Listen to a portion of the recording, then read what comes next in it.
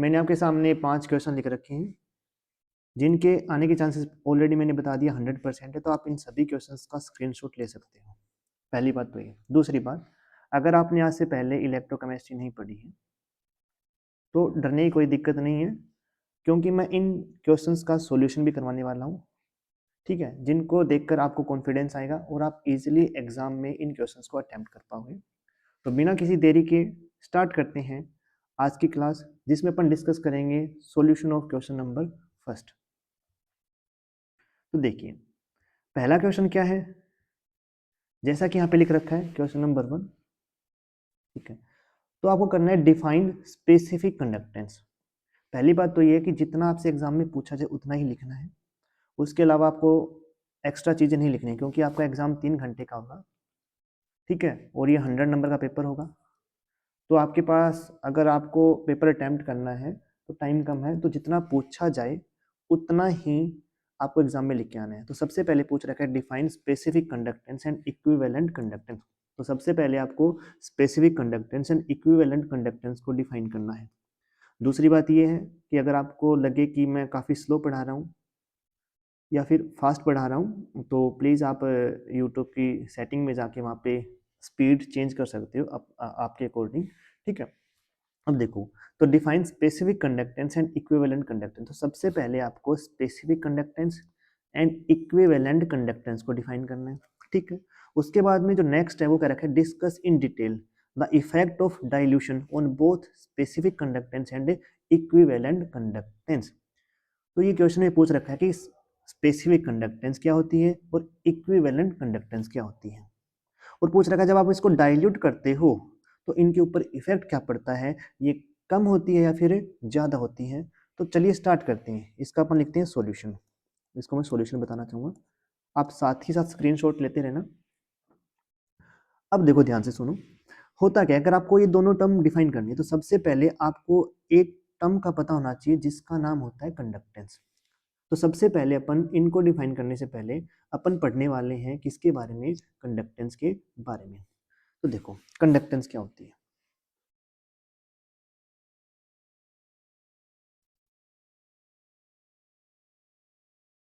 देखो कंडक्टेंस का मतलब होता है ease of flow of current. साथ ही साथ आप नोट डाउन भी करते रहना, और जो बातें मैं बोल के बताऊंगा उनको जरा ध्यान रखना, और आप अपनी लैंग्वेज में बना के इनको लिख सकते हो। जरूरी नहीं है कि जो भी आप पे लिखा रखा है वही आप सेम एग्जाम में लिखे हो, नहीं, आप अपने अकॉर्डिंग भी लैंग्वेज को मॉडिफाई कर सकते हो। तो सबसे पहले देखो कंडक्टेंस। तो कंडक्टेंस को मैंने लिख रखा है ease of flow of current. अब इसका मतलब क्या होता है, देखो कि कोई भी कंडक्टर है या फिर कोई भी सॉल्यूशन है, उसमें से कितना आसानी से करंट पास हो सकता है, फ्लो हो सकता है, उसको अपन क्या बोलते हैं, कंडक्टेंस बोलते हैं। यस सुनो, अब ये कंडक्टेंस होती है, कंडक्टेंस को अपन रिप्रेजेंट करते हैं जी से। किसे रिप्रेजेंट करते हैं, जी से। कुछ बुक्स में इसको सी से रिप्रेजेंट कर रखा है, तो दोनों ही क्या है, सेम बात है। और जो कंडक्टेंस होती है ये होती है 1/r, मतलब कि रेसिप्रोकल ऑफ रेजिस्टेंस। यहाँ पे मेरा आर क्या है, आर है रेजिस्टेंस। तो मतलब कि रेजिस्टेंस का उल्टा इज नोन एज कंडक्टेंस। आई बात समझ में। तो आप जो सेकंड डेफिनेशन बनती है कंडक्टेंस की, वो बनती है हमारे पास में क्या, रेसिप्रोकल ऑफ रेजिस्टेंस। यस और नो, वेरी गुड। ये तो आपने देख लिया है कि कंडक्टेंस होती क्या है। अब देखो कि कंडक्टेंस किसकी वजह से होती है, और देखते हैं कि किसी भी सॉल्यूशन में, सॉल्यूशन की बात कर रहा हूं मैं, किसी भी सॉल्यूशन में कंडक्टेंस किसकी वजह से होती है। और इसको समझने के लिए आपको एक एग्जांपल समझना पड़ेगा। जैसे मैं एग्जांपल लेता हूं कि आपने मानो कि एक बीकर लिया है,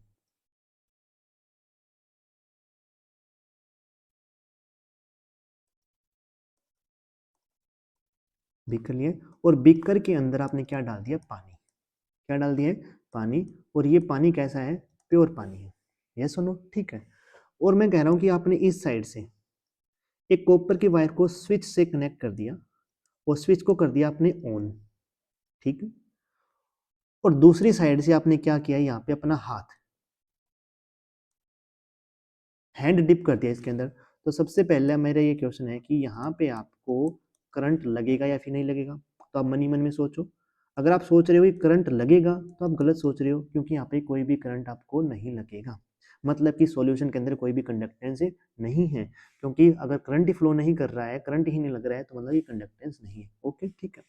दूसरा केस आपने क्या किया है आपकी बात, दूसरा केस आपने ऐसा किया है कि आपने बीकर रखा सेम। ओके, इसके अंदर आपने पानी डाला, पानी डाल दिया, बट पानी के साथ आपने क्या कर दिया, 1 चम्मच नमक डाल दिया, मतलब कि NaCl आपने क्या कर दिया है, ऐड कर दिया है। सेम केस दोबारा किया आपने कि अब की बार आपने यहाँ पे कॉपर वायर लगाई है, कॉपर वायर को आपने स्विच से कनेक्ट कर दिया और स्विच मेरा कैसा है, ऑन। इस साइड से आप क्या कर रहे हो, इसके अंदर आपने हैंड डिप कर दिया। आई बात समझ में। और फिर अगर मैं आपसे पूछूं कि अगर यहाँ पे आपको करंट लगेगा या नहीं लगेगा, तो आपका आंसर होना चाहिए कि सर यस, करंट लगेगा। Very good. तो आपके दिमाग में क्वेश्चन आना चाहिए, सर यहाँ से अगर आप यहाँ गए हो तो यहाँ पे ऐसा क्या हो गया कि यहाँ पे तो करंट लगा ही नहीं और यहाँ पे करंट आपको लगा है। तो सबसे पहले देखना कि यहाँ पे करंट नहीं लगने का कारण क्या है, इस सॉल्यूशन के अंदर, इस सॉल्यूशन के अंदर कोई भी आयंस प्रेजेंट नहीं है। तो यहाँ पे क्या है, मतलब कि नो आयंस। और यहाँ पे क्या होते हैं, हमारे पास में आयंस प्रेजेंट होते हैं। क्या होते हैं, आयंस प्रेजेंट होते हैं। तो मतलब कहने का मतलब ये है, तो आप यहाँ से अंदाजा लगा सकते हो कि जो करंट होती है, जो कंडक्टेंस होती है, this is because of A ions. अगर किसी सॉल्यूशन के अंदर आयंस होंगे तो कंडक्टेंस होगी, अगर आयंस नहीं है तो कंडक्टेंस नहीं होगी। यस और नो, ठीक है। तो सेकंड क्वेश्चन ये आपके दिमाग में आना चाहिए कि सर यहाँ पे आयंस कौन से हैं। तो आपको पता है कि जो NaCl है मेरा, जैसे पानी के अंदर जाता है तो अपने अपने आप को ब्रेक कर लेता है, Na पॉजिटिव और Cl नेगेटिव के अंदर ब्रेक करेगा।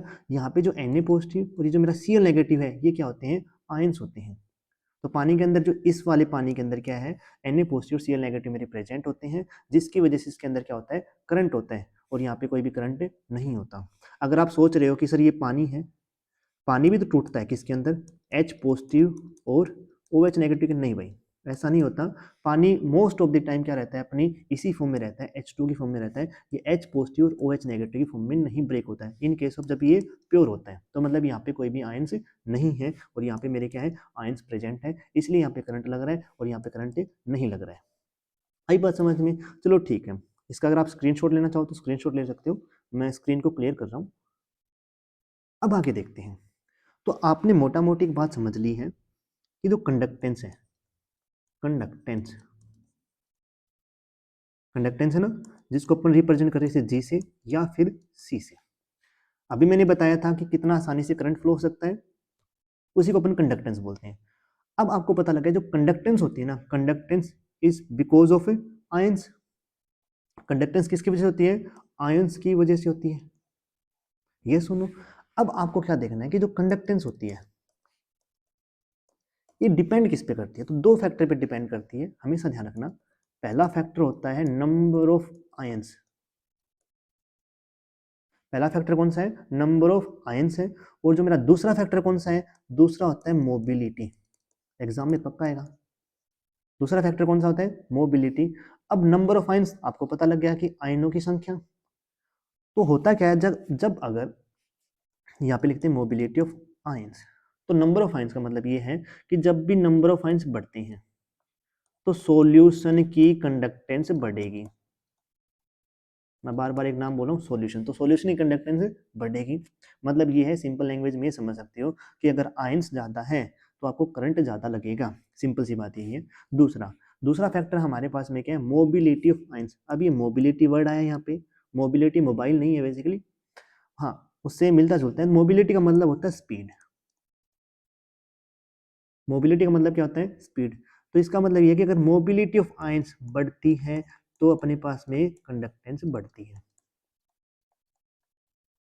कंडक्टेंस बढ़ेगी। तो यहाँ पे मैंने दो फैक्टर बताए हैं जिस पे कंडक्टेंस डिपेंड करती है, नंबर ऑफ आयंस और दूसरा होता है मोबिलिटी ऑफ आयंस। अगर ये दोनों चीज़ें बढ़ रही है तो हमारे पास में कंडक्टेंस भी बढ़ती है। यस और नो, आई बात समझ में। ठीक है, अब अपन चलते हैं अपने टॉपिक पे, या फिर बोलूँ तो अपने क्वेश्चन पे चलते हैं, जिसमें आप क्या पढ़ रहे थे कि आपको स्पेसिफिक कंडक्टेंस क्या करनी थी, डिफाइन करनी थी। क्या डिफाइन करनी थी, स्पेसिफिक कंडक्टेंस डिफाइन करनी थी। अब स्पेसिफिक कंडक्टेंस डिफाइन करते हैं अपन, देखो ध्यान से। होता क्या है, मान के चलो कि आपने कंटेनर लिया, अब मैं स्पेसिफिक कंडक्टेंस की डेफिनेशन बताने वाला हूँ। आपने कंटेनर लिया, कोई भी बर्तन ले लिया, कंटेनर मतलब कोई बर्तन ले रखा आपने, जिसकी जो वॉल्यूम है ना, जिसका जो आयतन वो कितना है, 6 ml है। कितना है, 6 ml है। और आपने यहाँ पे क्या कर दिया, इस 6 ml को 6 इक्वल पार्ट में क्या कर दिया, डिवाइड कर दिया। कर सकते हो, 6 इक्वल पार्ट में क्या कर दिया आपने, डिवाइड कर दिया। 1 2 3 4 5 6। तो अगर मैं कहूँ कि इस वाले पार्ट की वॉल्यूम कितनी होगी, कि सर 1 ml होगी, इसकी भी 1 ml होगी, इसकी भी क्या है, 1 ml है, इसकी भी 1 ml 1 ml 1 ml है, और टोटल वॉल्यूम कितनी होगी, 6 ml। और इस बर्तन के अंदर आपने ले क्या रखा है, पानी, और प्लस में क्या ले रखा है आपने, नमक। ठीक है, तो मतलब ये कि अभी अपन पढ़ के आए थे कि अगर पानी के अंदर अगर आप नमक डिजोल्व करते हो तो ये पानी ब्रेक हो जाता है, किसके अंदर, Na पॉजिटिव Cl नेगेटिव, मतलब कि सर आयंस हैं, और आयंस के अंदर क्या होता है हमारे पास में, कंडक्टेंस होती है। हो गई कंडक्टेंस। अब अपने को डिफाइन करनी है क्या, स्पेसिफिक कंडक्टेंस। अब स्पेसिफिक कंडक्टेंस क्या होती है, मान के चलिए मेरा जो पर्टिकुलर पार्ट था, ये जो एरिया है जिसकी वॉल्यूम कितनी है, 1 ml, कह रहा है कि जो इस 1 ml वॉल्यूम की जो भी कंडक्टेंस होगी उसको अपन क्या बोलते हैं, स्पेसिफिक कंडक्टेंस बोलते हैं। क्या बोलते हैं, स्पेसिफिक कंडक्टेंस बोलते हैं। आई बात समझ में। और जो ये 1 ml होता है, आपको बताना चाहूंगा कि जो 1 ml होता है, ये होता है 1 is equal to 1 centimetre cube. 1 ml is equal to 1 centimetre cube. तो आप ये कह सकते हो कि जो कंडक्टेंस 1 ml सॉल्यूशन की जो भी कंडक्टेंस होती है, 1 ml सॉल्यूशन की जो भी कंडक्टेंस होती है, उसी को अपन क्या बोलते हैं, स्पेसिफिक कंडक्टेंस बोलते हैं। ये सुनो, अगर आप स्पेसिफिक कंडक्टेंस की डेफिनेशन लिखना चाहो तो लिख सकते हो। तो स्पेसिफिक कंडक्टेंस की डेफिनेशन होती है, specific conductance is the conductance of 1 centimetre cube of A solution of an electrolyte. ये इसकी क्या होती है, डेफिनेशन होती है। और मैंने आपको सिंपल लैंग्वेज में समझा दिया है कि जो 1 ml सॉल्यूशन है, या फिर ऐसा सॉल्यूशन जिसकी वॉल्यूम कितनी है, 1 यूनिट है, उसकी जो भी कंडक्टेंस होगी, उसकी जो भी कंडक्टेंस होगी उसको अपन क्या बोलते हैं, स्पेसिफिक कंडक्टेंस बोलते हैं। और ये जो पूरे सॉल्यूशन की जो कंडक्टेंस है ना, इस पूरे सॉल्यूशन की जो कंडक्टेंस होती है उसको अपन सिंपल नाम देते हैं क्या, कंडक्टेंस। आई बात समझ में। तो स्पेसिफिक कंडक्टेंस का आपको पता लग गया, ये सुनो, ठीक है। अब अपन आगे बढ़ते हैं थोड़ा सा, देखो भी ध्यान से सुनो। तो स्पेसिफिक कंडक्टेंस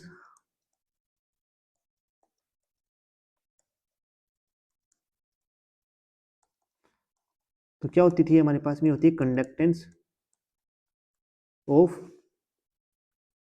1 सेंटीमीटर क्यूब, या फिर 1 ml, या फिर 1 unit of A solution of an electrolyte. ये सुनो, ठीक है। अब जो स्पेसिफिक कंडक्टेंस होती है इसके बारे में थोड़ा और पढ़ते हैं। स्पेसिफिक कंडक्टेंस को अपन क्या करते हैं, रिप्रेजेंट करते हैं इस के से, और इसका नाम होता है कप्पा। क्या होता है नाम इसका, कप्पा। जैसे अपन कंडक्टेंस को सिर्फ डिफाइन करते हैं किससे, जी से, इसी तरीके से जो स्पेसिफिक कंडक्टेंस होती है उसको अपन रिप्रेजेंट करते हैं किससे, के से, इसका नाम होता है कप्पा। एक रिलेशन याद रखना, जो अपने पास में जो जो स्पेसिफिक कंडक्टेंस होती है, इसको अपन एक नाम से और भी जानते हैं, इसको अपन बोलते हैं कंडक्टिविटी।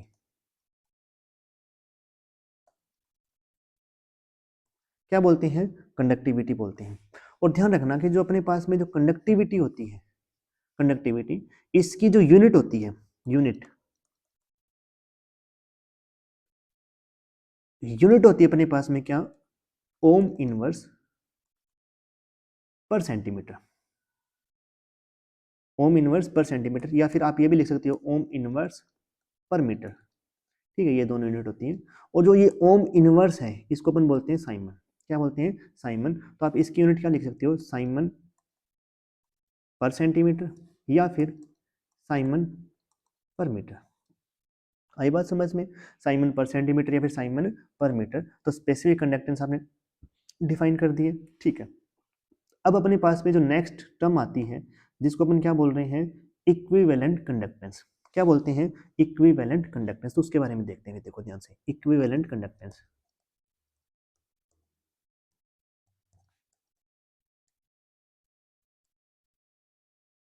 क्या लेते हैं, इक्विवेलेंट कंडक्टेंस। देखो इक्विवेलेंट कंडक्टेंस से आप क्या मतलब समझते हो, अब ध्यान से सुनना कि आपने क्या लिया है, कोई बीकर लिया, दोबारा से देखो, आपने एक बीकर लिया, बीकर के अंदर क्या कर दिया है, पानी डाल दिया, और पानी के अंदर क्या डाल रहे हो आप, नमक, क्या डाल रहे हो, नमक।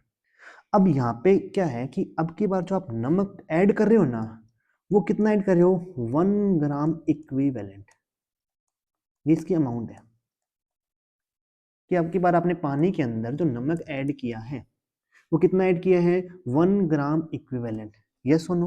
अब यहाँ पे होता क्या है कि अगर आपने 1 ग्राम इक्विवेलेंट आपने नमक को ऐड किया है, तो आपको पता है कि सर नमक के ये जो पानी के अंदर नमक जैसे जाएगा तो ब्रेक हो जाएगा, इसके अंदर Na पॉजिटिव और Cl नेगेटिव के अंदर ब्रेक होगा, यस सुनो।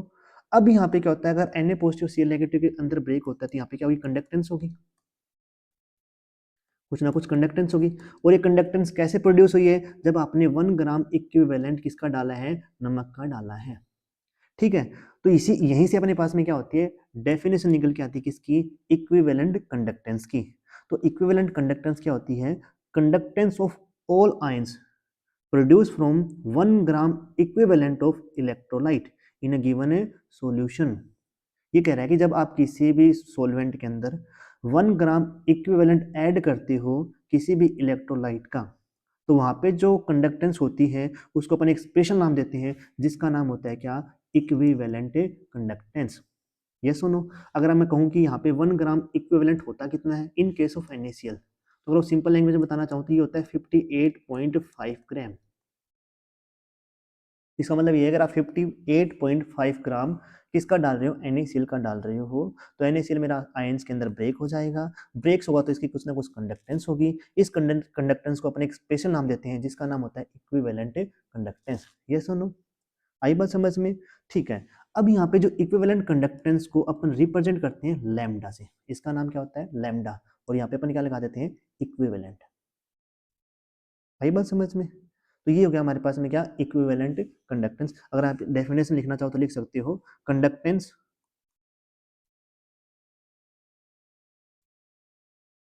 Of all ions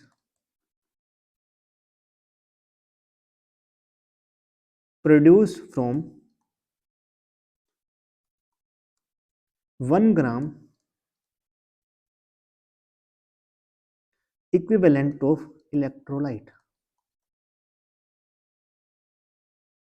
in a given solution.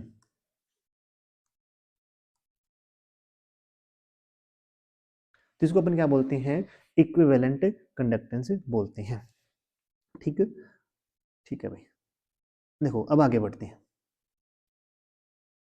जो अपने पास में इक्विवेलेंट कंडक्टेंस होती है उसका फॉर्मूला क्या होता है, ध्यान रखना कि जो इक्विवेलेंट कंडक्टेंस था मैंने बताया था, इसको अपन रिप्रेजेंट करते हैं lambda EQ, EQ stand for equivalent, ठीक है। इसका फॉर्मूला क्या होता है, इसका फॉर्मूला होता है, ऊपर तो आप लेते हो कंडक्टिविटी और नीचे लेते हो क्या, नॉर्मेलिटी,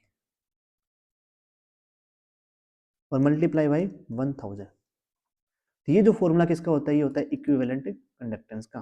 तो कंडक्टिविटी डिवाइड बाय में नॉर्मेलिटी इनटू में 1000, ये सुनो, तो ये हमारे पास में क्या होती है, इक्विवेलेंट कंडक्टेंस। और जो इक्विवेलेंट कंडक्टेंस की जो यूनिट होती है, यूनिट हमारे पास में क्या होती है, इसकी होती है unit ohm inverse centimetre square पर इक्विवेलेंट। और इसको आप ऐसे लिख सकते हो, अगर आप सेंटीमीटर की जगह मीटर भी ले सकते हो, ओम इनवर्स मीटर स्क्वायर पर इक्विवेलेंट, ठीक है। और मैंने बताया था जो ओम इनवर्स होता है इसको अपन क्या बोलते हैं, साइमन। तो यूनिट क्या हो जाएगी, साइमन सेंटीमीटर स्क्वायर पर इक्विवेलेंट। ये वाली यूनिट क्या हो जाएगी, साइमन मीटर स्क्वायर पर इक्विवेलेंट। आगे बात समझ में। तो अभी अपन ने क्या पढ़ा था, सबसे पहले अपन ने पढ़ा कंडक्टेंस के बारे में, फिर अपन ने पढ़ा है किसके बारे में, स्पेसिफिक कंडक्टेंस के बारे में, और फिर आपने पढ़ा है किसके बारे में, इक्विवेलेंट कंडक्टेंस के बारे में। तो तीनों डेफिनेशन क्या इंपॉर्टेंट है। तो इस क्वेश्चन का यहाँ तक का पार्ट कंप्लीट होता है कि आपको स्पेसिफिक कंडक्टेंस और इक्विवेलेंट कंडक्टेंस को डिफाइन करनी थी। तो स्पेसिफिक कंडक्टेंस क्या होती है कि जो भी हमारे पास में सॉल्यूशन होता है, सॉल्यूशन की जो 1 यूनिट वॉल्यूम है, 1 यूनिट वॉल्यूम की जो कंडक्टेंस होती है उसको अपन क्या बोलते हैं, स्पेसिफिक कंडक्टेंस बोलते हैं। और जो इक्विवेलेंट कंडक्टेंस क्या होती है कि किसी भी सॉल्यूशन के अंदर, किसी भी सॉल्वेंट के अंदर जब आप क्या करते हो 1 gram equivalent of electrolyte add करते हो, उस केस में जो कंडक्टेंस होती है उसको अपन क्या बोलते हैं, इक्विवेलेंट कंडक्टेंस बोलते हैं। आगे बात समझ में, ये सुनो, ठीक है। अब आगे बढ़ते हैं अपन।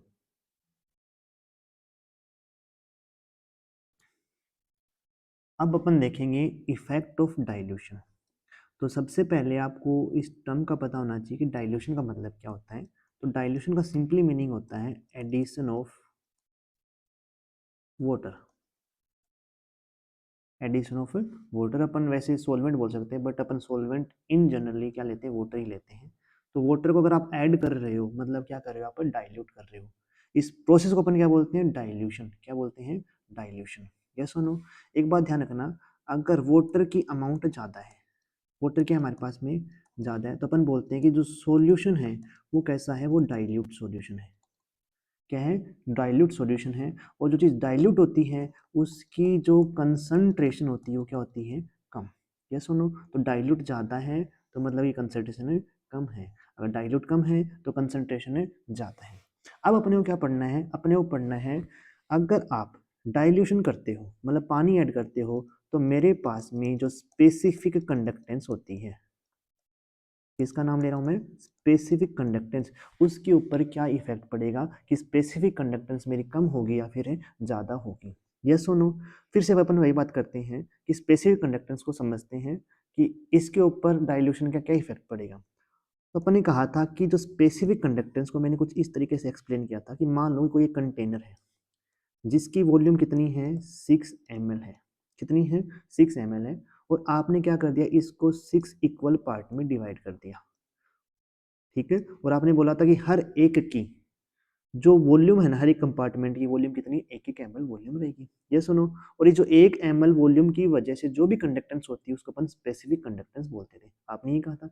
ठीक है, अब की बार आपने क्या किया है कि वॉल्यूम तो 6 ml मानी थी, 6 ml वॉल्यूम है, और आप इसके अंदर क्या कर रहे थे, आपने लिया था पानी, पानी लिया था ना, आप ले रहे थे वाटर, और साथ में क्या ले रहे थे, NaCl, ये तो करे थे ना।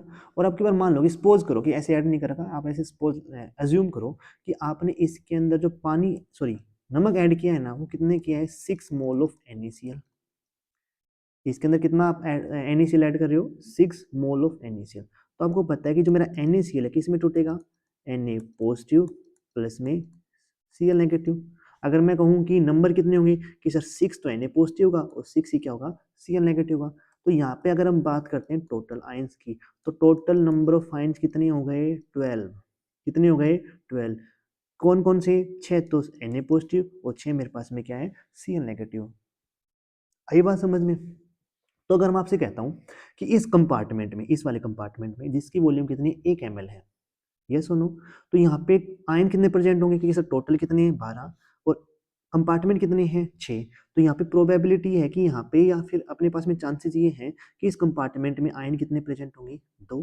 यहाँ पे भी 2, यहाँ पे भी 2, 2, यहाँ 2, यहाँ 2। तो कह सकते हो जो 1 ml वॉल्यूम थी इसके अंदर आयन कितने थे, 2। तो यहाँ पे बोलोगे यहाँ पे जो कंडक्टेंस है, इस कंपार्टमेंट की जो कंडक्टेंस है वो किसकी वजह से है, 2 आयंस की वजह से है। और आपको पता है कंडक्टेंस किस पे डिपेंड करती है, आयंस पे डिपेंड करती है। आई बात समझ में, ठीक है। अब की बार आपने क्या किया है, अब की बार आपने क्या किया, बेसिकली बर्तन बड़ा ले लिया, ठीक है। भी ऐसे भी कर सकते हो कि आपने 6 ml पानी था, और अब की बार आपने बर्तन बड़ा ले लिया और 6 ml पानी और ऐड कर दिया। तो टोटल कितनी इसकी वॉल्यूम कितनी होगी, 12 ml की, 6 ml मेरे पास में क्या है, पानी ज़्यादा है। और आपने क्या किया, इसको 12 इक्वल पार्ट में क्या कर दिया, डिवाइड कर दिया। क्या कर दिया, 12 इक्वल पार्ट में इसको आपने डिवाइड कर दिया, ठीक है।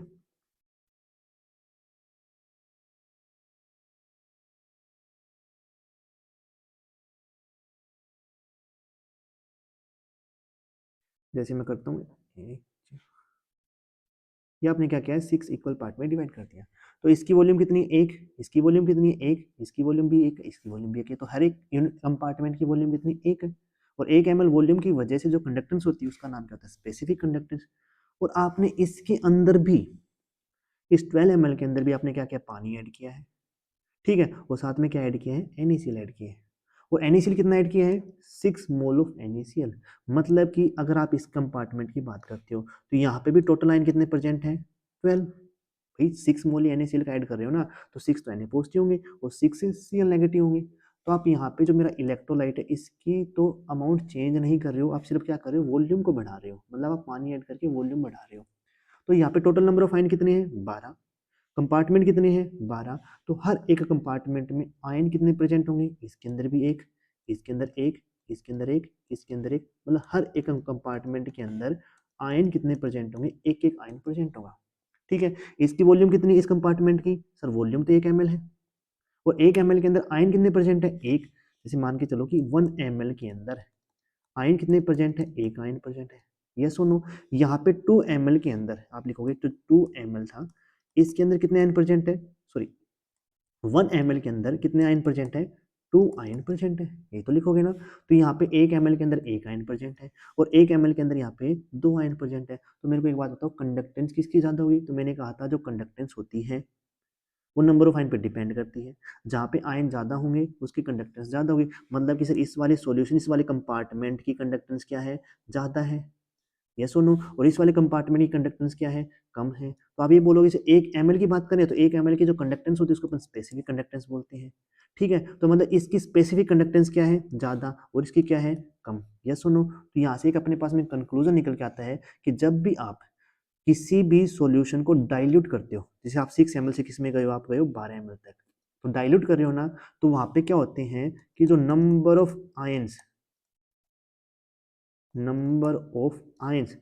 पर यूनिट वॉल्यूम, क्या बोला मैंने, number of ions per unit volume, वो क्या कर जाते हैं, डिक्रीज। अगर number of ions per unit volume decrease कर गए तो जो मेरी स्पेसिफिक कंडक्टेंस होती है वो भी क्या कर जाती है, डिक्रीज। आई बात समझ में। तो on dilution specific conductance decreases, important conclusion है, आपके एग्जाम में 100% पूछा जा सकता है, और आपको यही चीजें सब एक्सप्लेन करके आनी है। ये मैटर नहीं करता कि आप हिंदी मीडियम के हो या फिर इंग्लिश मीडियम के हो, आप मेरी बातें सुनो और आप उनको बस ध्यान रखो और आप चाहे अपनी लैंग्वेज में बना के उनको लिखाना, आपका कोई भी आंसर गलत नहीं करेगा, आपको पक्का नंबर मिलेंगे। ठीक है, तो अपन यहाँ तक अपन ने किसकी बात की थी, स्पेसिफिक कंडक्टेंस की बात की थी। तो यहाँ पे मैं लास्ट में लिख देता हूँ रिजल्ट, जो कि इंपॉर्टेंट है। तो रिजल्ट ये कहता है कि स्पेसिफिक कंडक्टेंस ऑन डाइल्यूशन, कि पानी डालते जाओ क्या कर जाती है, डिक्रीज। यस और नो, डिक्रीज करने का कारण क्या था, अगर आपसे रीजन पूछ ले तो रीजन आप एक लाइन में लिख सकते हो कि जो number of ions present per unit volume, number of ions present per unit volume decreases. तो अगर नंबर ऑफ आयंस डिक्रीज कर गए तो हमारे पास में क्या होता है, कंडक्टेंस डिक्रीज कर जाती है। और यहाँ पे जो कंडक्टेंस अपन बात करें वो किसकी बात करें, स्पेसिफिक कंडक्टेंस की बात करें, क्योंकि पर यूनिट वॉल्यूम के रिस्पेक्ट में तो अपन किसको डिफाइन करते हैं, स्पेसिफिक कंडक्टेंस को डिफाइन करते हैं। तो ये आपका ये हो गया इसमें effect of dilution on a specific conductance. अब अपने को पढ़ना है किसके बारे में, इक्विवेलेंट कंडक्टेंस के बारे में, कि सर इक्विवेलेंट कंडक्टेंस पे क्या इफेक्ट पड़ता है, किसका, डाइल्यूशन का, यस और नो। और इक्विवेलेंट कंडक्टेंस अपने को किसके लिए देखनी है, स्ट्रॉन्ग इलेक्ट्रोलाइट के लिए और वीक इलेक्ट्रोलाइट के लिए। तो बार बार में एक नाम आ रहा है, इलेक्ट्रोलाइट इलेक्ट्रोलाइट इलेक्ट्रोलाइट। तो सबसे पहले अपन देखते हैं कि जो मेरा इलेक्ट्रोलाइट क्या होता है। ठीक है, तो इलेक्ट्रोलाइट को ऐसे समझ सकते हो कि कोई सब्सटेंस होता है, क्या होता है, कोई भी सब्सटेंस हो सकता है। ठीक है, कोई कंपाउंड हो सकता है, कंपाउंड बोल सकते हैं आप, कोई कंपाउंड होता है जिसको आप मेल्ट कर दो, कि पिघला दिया, या फिर उसको आप पानी के अंदर डाल दो, या आपने कोई भी आयन कोई भी कंपाउंड लिया उसको आपने पिघला दिया, ठीक है, और आपने क्या कर दिया, पानी के अंदर डाल दिया। ठीक है, और इन दोनों केस में अगर ये डिसोसिएट हो जाए किसके अंदर, अपने आयंस के अंदर, डिसोसिएट इनटू इट्स आयन, तो उस कंपाउंड को, उस सब्सटेंस को अपन क्या बोलते हैं, उसको अपन बोलते हैं इलेक्ट्रोलाइट। क्या बोलते हैं, इलेक्ट्रोलाइट। अब डेफिनेशन लिखना चाहता हूं मैं इसकी, और डेफिनेशन कैसी होगी, electrolyte is a substance is a compound, दोनों की बात है, is a substance which dissociates into its ion in its molten or aqueous state। ठीक है, आई बात समझ में? इसकी क्या हो जाएगी डेफिनेशन। जैसे एग्जांपल लेते हो, जैसे NaCl था, आपने लिया था ना, नमक, देखा होगा घरों में नमक होता है, ठीक है। तो जब ये सॉलिड होता है, जब ये व्हाइट कलर का सॉलिड है, तब ये इस फॉर्म में रहता है, ये न्यूट्रल है, इसमें कोई भी चार्ज नहीं है, ठीक है। अब आप इस नमक को गर्म करते हो, गर्म करके अगर आप इसको पिघला दोगे, अगर आपने इसको मेल्ट कर दिया, तो ये क्या करता है, जो ये NaCl था, ये आयंस के अंदर डिसोसिएट हो जाएगा। कैसे हो जाएगा भाई, ये Na पॉजिटिव प्लस में Cl नेगेटिव, तो ये इस फॉर्म में रहेगा। आई बात समझ में? इस वाली फॉर्म में रहेगा, Na पॉजिटिव प्लस में Cl नेगेटिव फॉर्म में रहेगा, तब अपनी मोल्टन स्टेट में। अब इसी NaCl को अगर आप पानी के अंदर डाल दो, जैसे मैं यहाँ पे लिखता हूँ कि अगर आपने इसी NaCl को क्या कर दिया है, पानी के अंदर डाल दिया, ये मेरा NaCl आप डाल रहे हो, और नीचे क्या है भाई, नीचे मेरा है पानी। तो अभी मैंने बताया था कि जो अगर आप पानी के अंदर डालते हो तो भी ये डिसोसिएट हो जाता है, किसके अंदर, आयंस के अंदर। ठीक है, किसके अंदर डिसोसिएट होता है, ये आयंस के अंदर डिसोसिएट हो जाता है। ठीक है, तो इसको अपन क्या बोलते हैं, इलेक्ट्रोलाइट। NaCl को अपन क्या बोलेंगे, इलेक्ट्रोलाइट बोलेंगे भाई। तो इलेक्ट्रोलाइट क्या होता है, कोई सब्सटेंस होता है जो अपने आयंस के अंदर टूट जाता है, अपने आयन के अंदर डिसोसिएट हो जाता है। कब होगा डिसोसिएट, या तो उसको पिघला दो, मेल्ट कर दो, या फिर उसको पानी के अंदर डाल दो। आई बात समझ में? तो इलेक्ट्रोलाइट के बारे में अपन बात कर लिए। अब देखो इलेक्ट्रोलाइट के टाइप क्या होते हैं। इलेक्ट्रोलाइट दो तरीके के होते हैं। पहला होता है मेरे पास में क्या, स्ट्रॉन्ग इलेक्ट्रोलाइट।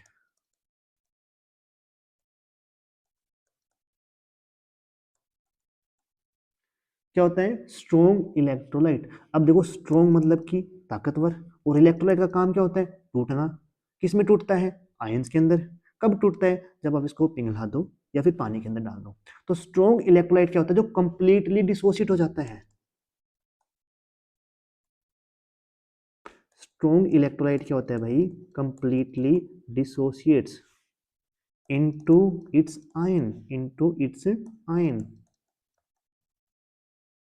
तो स्ट्रॉन्ग इलेक्ट्रोलाइट किसको बोलते हैं, स्ट्रॉन्ग इलेक्ट्रोलाइट अपन उनको बोलेंगे जो कंप्लीटली क्या हो जाते हैं, अपने आयन के अंदर डिसोसिएट हो जाते हैं। जैसे मैंने कहा था कि अगर आप 6 मोल ऑफ NaCl लेते हो, तो ये 6 मोल, ये ना 6 के 6 डिसोसिएट हो जाएंगे, किसके अंदर, 6 Na पॉजिटिव और प्लस में 6 है Cl नेगेटिव।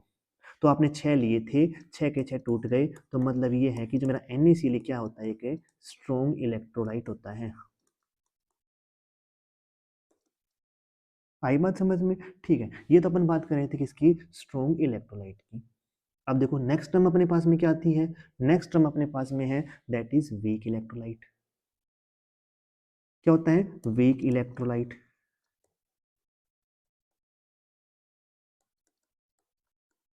अब देखो भाई, वीक मतलब कि जो कमजोर, और कमजोर इलेक्ट्रोलाइट मतलब कि टूटेगा नहीं है भाई, इलेक्ट्रोलाइट तो बना ही टूटने के लिए।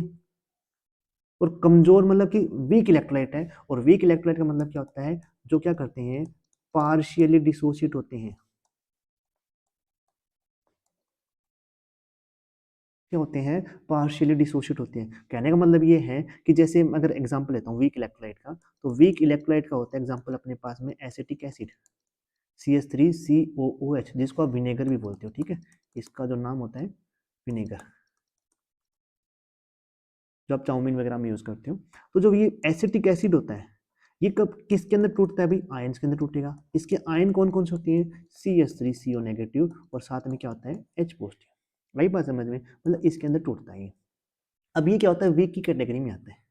क्या होता है, वीक की कैटेगरी में आता है। और यहाँ पे आपको पता है कि जो एक CH3COH है, ये क्या देता है, एक तो देता है CH3CO नेगेटिव, और साथ में क्या मिलता है अपने को, H पॉजिटिव मिलता है।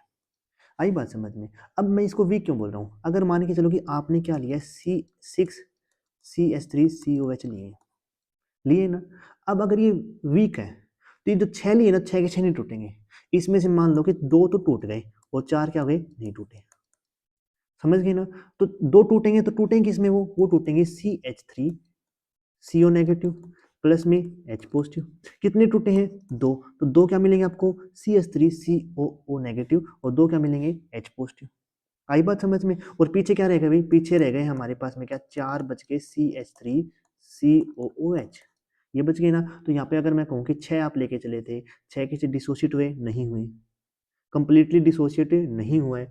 कितने डिसोशिएट हुए हैं? सिर्फ 2 ही। तो मतलब ये क्या हुआ है? पार्शियली डिसोशिएट हुआ है।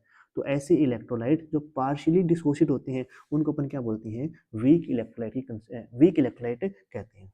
तो स्ट्रॉन्ग इलेक्ट्रोलाइट क्या होते हैं? जो कंप्लीटली डिसोशिएट हो जाए, और वीक क्या होते हैं? जो पार्शियली डिसोशिएट होते हैं। आई बात समझ में? ठीक है, अब आगे बढ़ते हैं अपन। ये तो बात होगी, किसकी बात होगी हमारे पास में? इलेक्ट्रोलाइट की बात हो गई है। आई बात समझ में? अब देखो नेक्स्ट हमारे पास में क्या होता है? नेक्स्ट अपने को पढ़ना है डाइल्यूशन का इफेक्ट। और किसके ऊपर पढ़ना है? अपने को पढ़ना है इक्विवेलेंट कंडक्टेंस के ऊपर। किसके ऊपर पढ़ना है भाई? इक्विवेलेंट कंडक्टेंस के ऊपर पढ़ना है। तो देखते हैं भाई, देखो ध्यान से सुनो। इक्विवेलेंट कंडक्टेंस के ऊपर इफेक्ट पढ़ने से पहले आप ये चीज देख लो कि, हाँ देखो एक चीज बताता हूँ कि ऑन डाइल्यूशन, ठीक है, अपन इसके आगे पढ़ेंगे। On dilution degree of dissociation, degree of dissociation ये क्या करती है? इंक्रीजेस। डाइल्यूशन का इफेक्ट पढ़ रहे थे, और डाइल्यूशन के इफेक्ट में क्या पढ़ना है अपन ने? कि जो डाइल्यूट करते हो इसको पढ़, तो वहां पे क्या होता है? डिग्री ऑफ डिसोसिएशन, कि डिसोसिएट होने की डिग्री वो क्या कर जाती है? इंक्रीज कर जाती है। ये सुनो, ठीक है, आई बात समझ में? ठीक है, अब आगे बढ़ते हैं, देखो ध्यान से। अब अपने को क्या पढ़ना था? अब अपने को पढ़ना था इफेक्ट ऑफ डाइल्यूशन ऑन, किसके ऊपर पढ़ना है? अपने को पढ़ना है for strong electrolyte and weak electrolyte के केस में। देखो भाई, आपको एग्जाम में कुछ ध्यान रहे या ना रहे, अगर ये आपके पेपर में आता है क्वेश्चन, तो आपको ये वाला डायग्राम तो पक्का पक्का समझ में आना चाहिए, तो आपको पक्का ही ध्यान रहना चाहिए। ठीक है, अब ये हमें बताता है क्या है, ये जरा ध्यान से सुनना। अभी आपने देखा था कि यहाँ पे अपन दो चीजें ले रहे हैं। पहला क्या कर रहे हैं? यहाँ पे जो एक्स एक्सिस है, यहाँ पे क्या लेते हैं अपन? कंसंट्रेशन। और यहाँ पे क्या लेते हैं अपन? कंडक्टेंस। कंडक्टेंस ये हमारे पास में जो लैम्डा एम ये होता है मोलर कंडक्टेंस, बट अपने को इफेक्ट देखना है किसका? इक्विवेलेंट कंडक्टेंस का। तो दोनों मतलब ये दोनों सेम ही वेरी करती है। यहाँ पे इसको आप भूल जाइए तो अपने टॉपिक ऑफ इंटरेस्ट नहीं है। ठीक है, तो अपने को क्या करना है कि जो इक्विवेलेंट कंडक्टेंस है उसका इफेक्ट देखना है ऑन डाइल्यूशन। ठीक है, यहाँ पे देखो दो लाइन है। पहला तो एक स्ट्रेट लाइन ये दिख रही है आपको, ये किसके लिए है? For strong electrolyte. एक आपको ये ऐसी लाइन दिख रही है, ये किसके लिए है? For weak electrolyte. आई बात समझ में? और यहाँ पे क्या है? कंसंट्रेशन। तो आप एक बात बताओ, यहाँ इस साइड जाते हो आप, इस साइड जाते हो तो कंसंट्रेशन बढ़ रही है, तो एक्स एक्सिस पे कंसंट्रेशन बढ़ रही है, और इस साइड आते हो तो कंसंट्रेशन क्या हो रही है? कम हो रही है। यही तो होता है ना। तो अगर आप इस साइड जा रहे हो कंसंट्रेशन बढ़ रही है, मतलब कि डाइल्यूशन कम हो रहा है, और यहाँ पे डाइल्यूट सॉल्यूशन है भाई। इस साइड डाइल्यूशन मेरा बढ़ रहा है, अगर इस साइड आ रहे हो तो मतलब आप इस साइड जा रहे हो तो कंसंट्रेशन कम, डाइल्यूशन बढ़ना। अगर आप इस साइड जा रहे हो तो कंसंट्रेशन बढ़ रही है, डाइल्यूशन कम हो रहा है। ये सुनो, आपको इफेक्ट किसका पढ़ना है? आपको इफेक्ट पढ़ना है डाइल्यूशन का। और डाइल्यूशन का मतलब क्या? पानी को क्या कर रहे हो? ऐड कर रहे हो।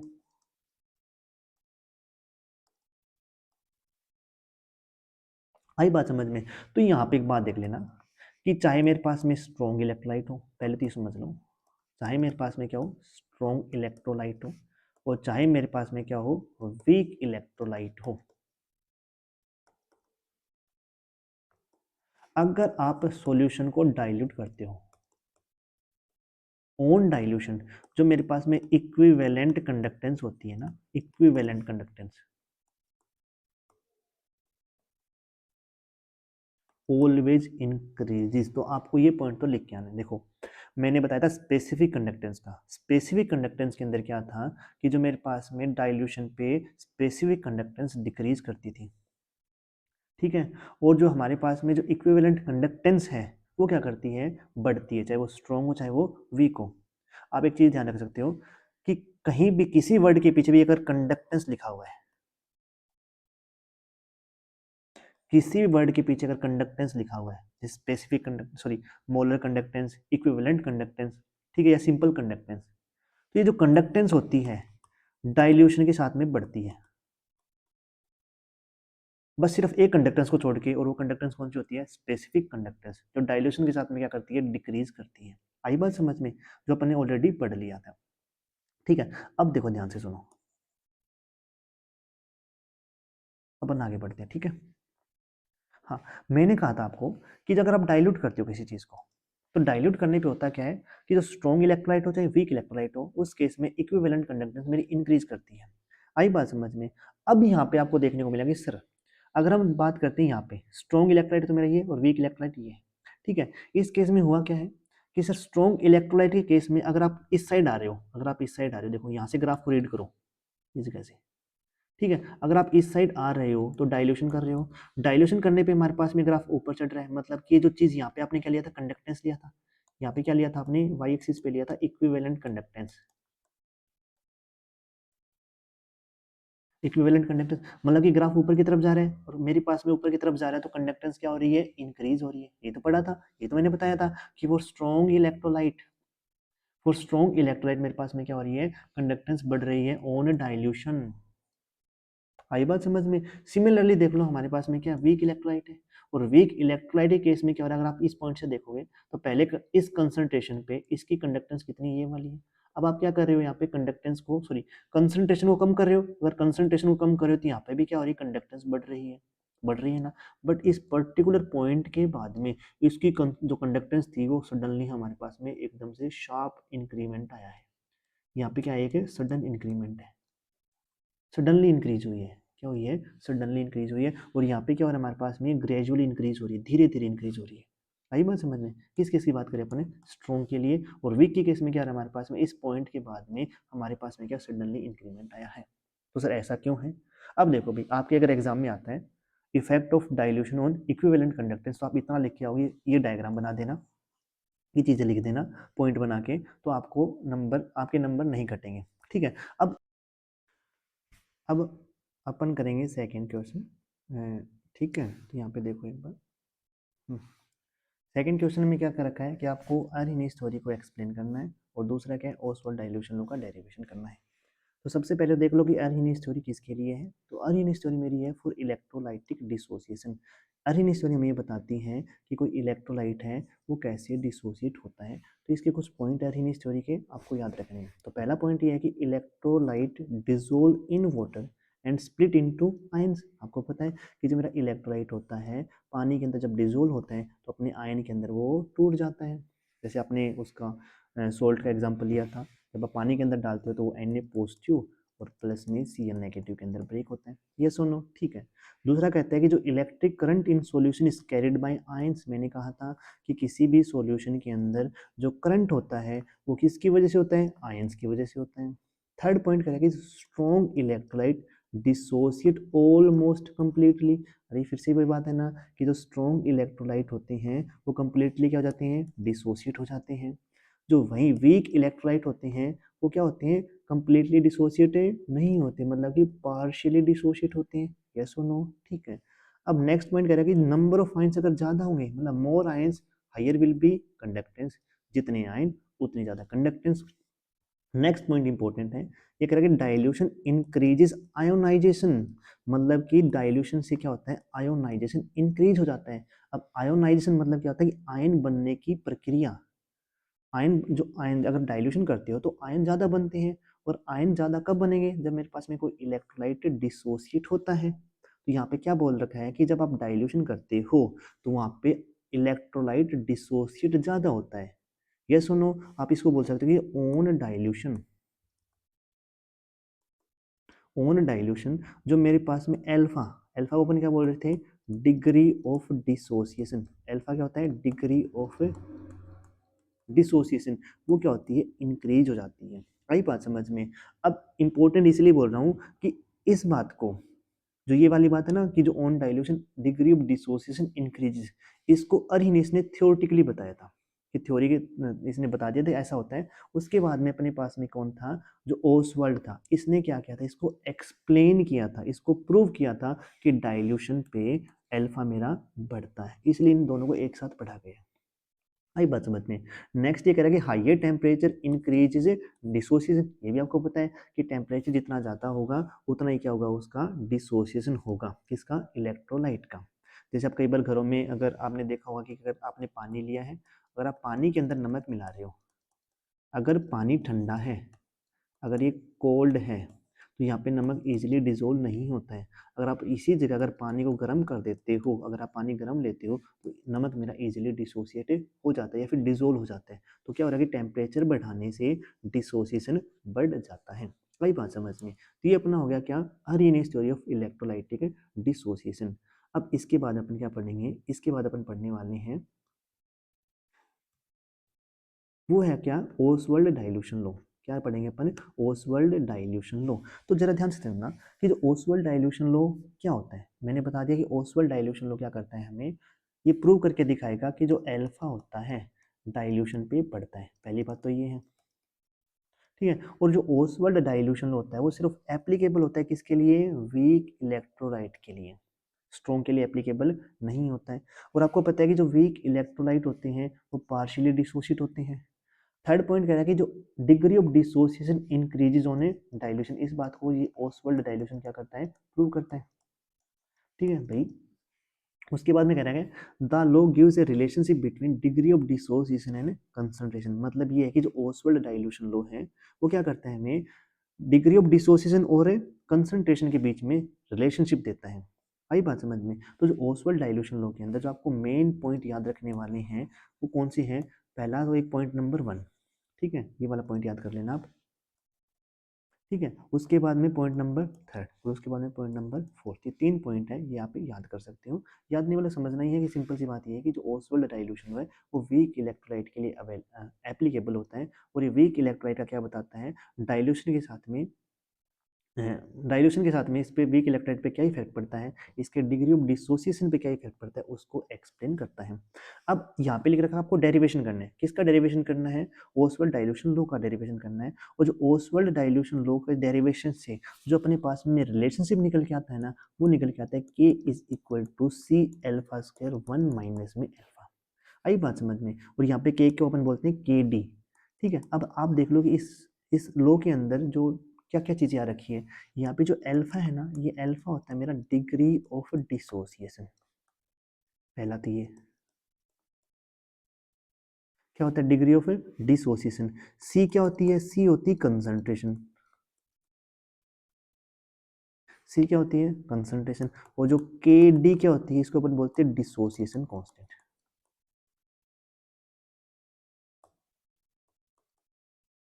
क्या बोलते हैं, डिसोसिएशन कांस्टेंट। तो ये जो फॉर्मूला निकल के आया है, इस फॉर्मूले को अपने को क्या करना है, अभी ड्राइव करना है, ठीक है।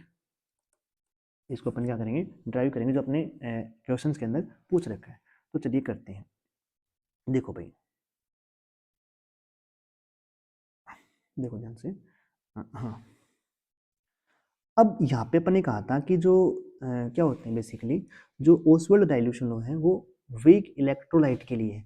तो मैंने क्या किया कि मान लो कि कंसीडर कर लो कि अपने पास में एक वीक इलेक्ट्रोलाइट ए बी है। अब आपको पता है अगर आप ए बी को पानी के अंदर डालते हो, एक्वस मतलब पानी के अंदर डालोगे, तो ये क्या होगा, डिसोसिएट होगा। किसके अंदर डिसोसिएट होगा, कि सर ए पॉजिटिव प्लस में बी नेगेटिव के अंदर डिसोसिएट होगा। ये सुन लो, ठीक है। आप मान के चलो कि टाइम मेरा 0 था जब आप कोई रिएक्शन स्टार्ट नहीं कर रखी, मतलब टाइम 0 का मतलब ये है जब आपने ए बी को पानी के अंदर नहीं डाला। तो मेरे को बताओ, पानी के अंदर नहीं डाला तो ए पॉजिटिव और बी नेगेटिव बनेंगे क्या, नहीं बनेंगे। तो मैंने बोला कि जब टाइम 0 था तो उस केस में ए बी की कंसंट्रेशन थी सी, ए बी की मात्रा थी सी, और ए प्लस और बी नेगेटिव की मात्रा कितनी थी, 0 0। वही बात समझ में। जब टाइम मेरा क्या हो गया, टी हो गया, है ना। जब मेरा टाइम टी हो गया तो मान लो कि सी में से सी अल्फा कम हो गया, डिसोसिएट हो गया, तो ए प्लस का कितना बनेगा, सी अल्फा, और बी माइनस कितना बनेगा, सी अल्फा। ये चीज समझ में आ गई होगी आपको। अब जरा ध्यान से देखना, अब ये मेरा है वीक, वीक टूट रहा है किसके अंदर, ए पॉजिटिव और बी नेगेटिव के अंदर। और जो वीक इलेक्ट्रोलाइट की खास बात ये होती है, जब ये ए बी टूटता है ना ए पॉजिटिव और बी नेगेटिव के अंदर, तो होता क्या है कि उसी सेम टाइम पे ए पॉजिटिव और बी नेगेटिव मिलके दोबारा क्या बना देते हैं, ए बी। तो ये तो ए बी टूट रहा है किसके अंदर, ए पॉजिटिव और बी नेगेटिव के अंदर। सेम टाइम पे ए पॉजिटिव और बी नेगेटिव आपस में कंबाइन होकर क्या बना रहे हैं, ए बी। तो आप कह सकते हो कि यहाँ पे रिएक्शन दोनों डायरेक्शन में चल रही है, फॉरवर्ड में भी और बैकवर्ड में भी, ठीक है। और ऐसी रिएक्शन को अपन बोलते हैं रिवर्सिबल रिएक्शन। क्या बोलते हैं, रिवर्सिबल रिएक्शन। और इस वाली स्टेट को अपन बोलते हैं इक्विलिब्रियम, अगर आपने पढ़ा हुआ इक्विलिब्रियम, ठीक है। ये सेकंड ईयर सेकंड सेमेस्टर का टॉपिक था।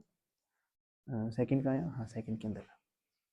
ठीक है, अब देखो, अब यहाँ पे अपन क्या लगाएंगे, अपन नाम पे लगाते हैं law of chemical equilibrium. Law of chemical equilibrium. अब लो केमिकल इक्विलिब्रियम आपको पता होगा कि जो हमारे पास में इक्विलिब्रियम कांस्टेंट होता है दैट इज के, ये इक्वल होता है किसके, concentration of product divide by में कंसंट्रेशन ऑफ रिएक्टेंट। यस और नो। अब देखो ध्यान से देखना,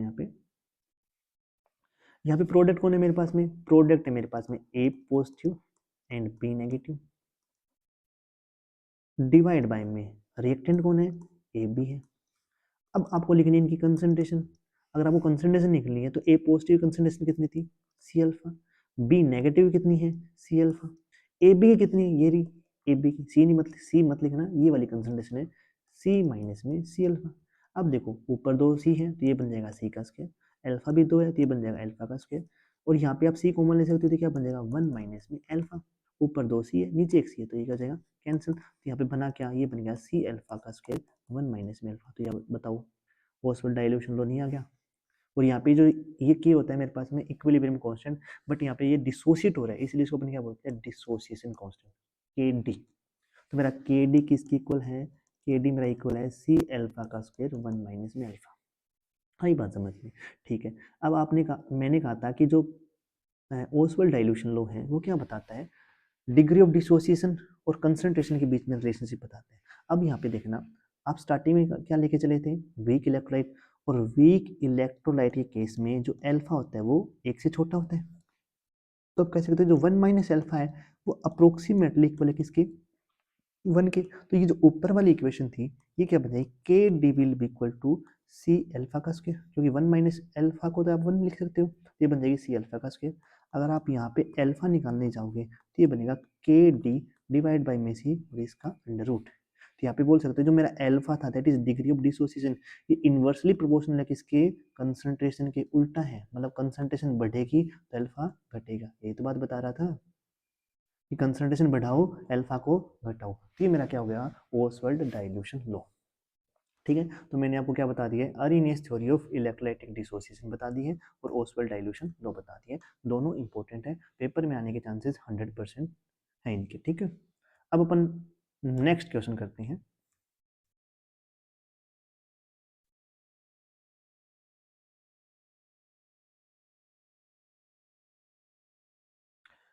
चलिए तो अपन अब डिस्कस करते हैं थर्ड क्वेश्चन। क्वेश्चन को समझने से पहले अपन एक बात जान लेते हैं। जैसे हाँ, मान लो कि आपने कोई दोबारा से कोई बीकर लिया है, ठीक है, आपने ऐसे कोई बीकर लिया और बीकर के अंदर आपने पानी डाल रखा है और वही पानी के अंदर आपने मिला दिया है क्या, NaCl। ठीक है, अब आपको पता है जैसे ही पानी के अंदर जाएगा तो ये ब्रेक हो जाएगा किसके अंदर, Na positive and Cl negative के बीच में। यस और नो। अब जैसे कि यहाँ पे आपको पता लग रहा है कि जैसे हमारे पास में एक तो है Na पॉजिटिव और एक है Cl negative. Na positive pay charge है पॉजिटिव और Cl नेगेटिव पे चार्ज है नेगेटिव। अब यहाँ पे है क्या, बेसिकली इन दोनों के बीच में एक इलेक्ट्रोस्टैटिक फोर्स ऑफ अट्रैक्शन होगा। यस, हाँ, तो होता क्या बेसिकली, जब ये Na पॉजिटिव मूव करेगा किसके अंदर, सॉल्यूशन के अंदर, तो ये जो Cl नेगेटिव है इसको पीछे से खींच रहा है। तो खींचने का मतलब क्या है, इसके बीच में फोर्स ऑफ अट्रैक्शन है, इलेक्ट्रोस्टैटिक फोर्स ऑफ अट्रैक्शन।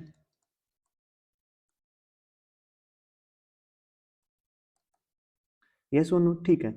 अभी जैसे ही Na पॉजिटिव मूव करेगा तो इनके बीच में क्या होगा, फोर्स ऑफ अट्रैक्शन था, तो ये Cl नेगेटिव इसको पीछे की तरफ पुल करेगा। मतलब ये कि जो Na पॉजिटिव है इसका जो माइग्रेशन है, माइग्रेशन मतलब मूवमेंट, वो डिपेंड करी किस पे, Cl नेगेटिव पे। सिमिलरली आप ये बोल सकते हो कि जो Cl नेगेटिव जब मूव करेगा तो इसको Na पॉजिटिव पीछे की तरफ खींचेगा, तो मतलब ये कि जो Cl नेगेटिव का जो माइग्रेशन है वो डिपेंड कर रहा है किस पे, वो डिपेंड कर रहा है किस पे, Na पॉजिटिव पे।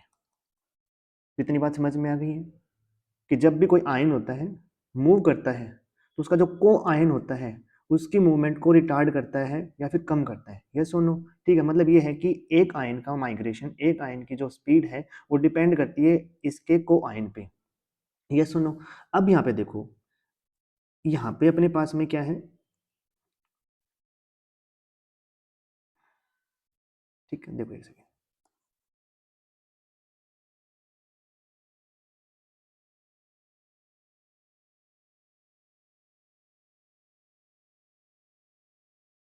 देखो भाई, अब आगे देखो आपने क्या किया। अब की बार आपने बर्तन बड़ा ले लिया, ठीक है, अब की बार आपने क्या लिया, बर्तन बड़ा लिया। उस बर्तन के अंदर क्या है, पानी है, मतलब आपने पानी इसके अंदर ओवर ऐड कर दिया, तो आप जा रहे हो टुवर्ड इनफाइनाइट डाइल्यूशन।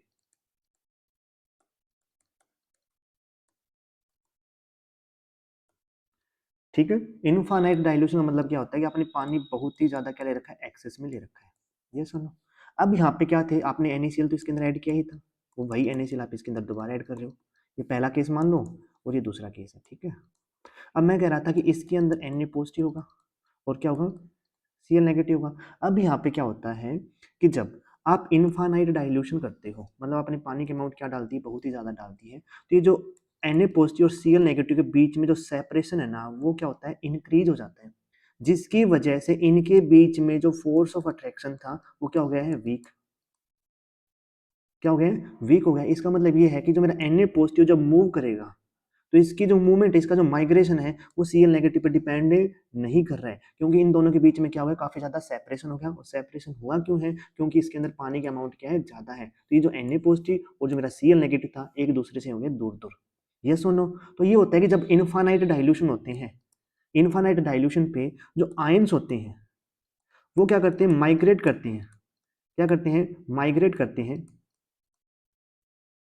और माइग्रेट कैसे करते हैं, इंडिपेंडेंटली ऑफ इट्स को आयन, मतलब कि जो आयंस होते हैं इनका माइग्रेशन अपने को आयन पे डिपेंड ही नहीं करता है। ये बात समझ में गई। और ये कंडीशन कब कब होगा, जब कंडीशन क्या होनी चाहिए, इनफाइनाइट डाइल्यूशन होगा तब। अब अपन समझते हैं क्या कि जो कोलरोस लॉ था उसकी स्टेटमेंट क्या है। तो सबसे पहले तो लिख रखा है state Kohlrausch law of independent migration of ion.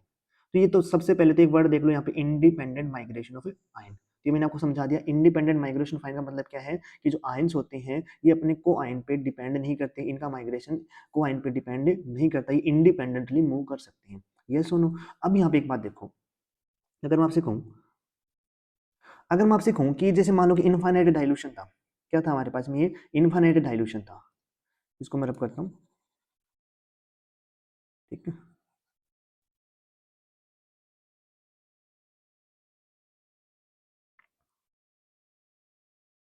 ठीक है, जैसे आपने आपको बताया कि जो ये Na positive Cl negative solution के अंदर इनकी कुछ ना कुछ कंडक्टेंस होगी, ठीक है।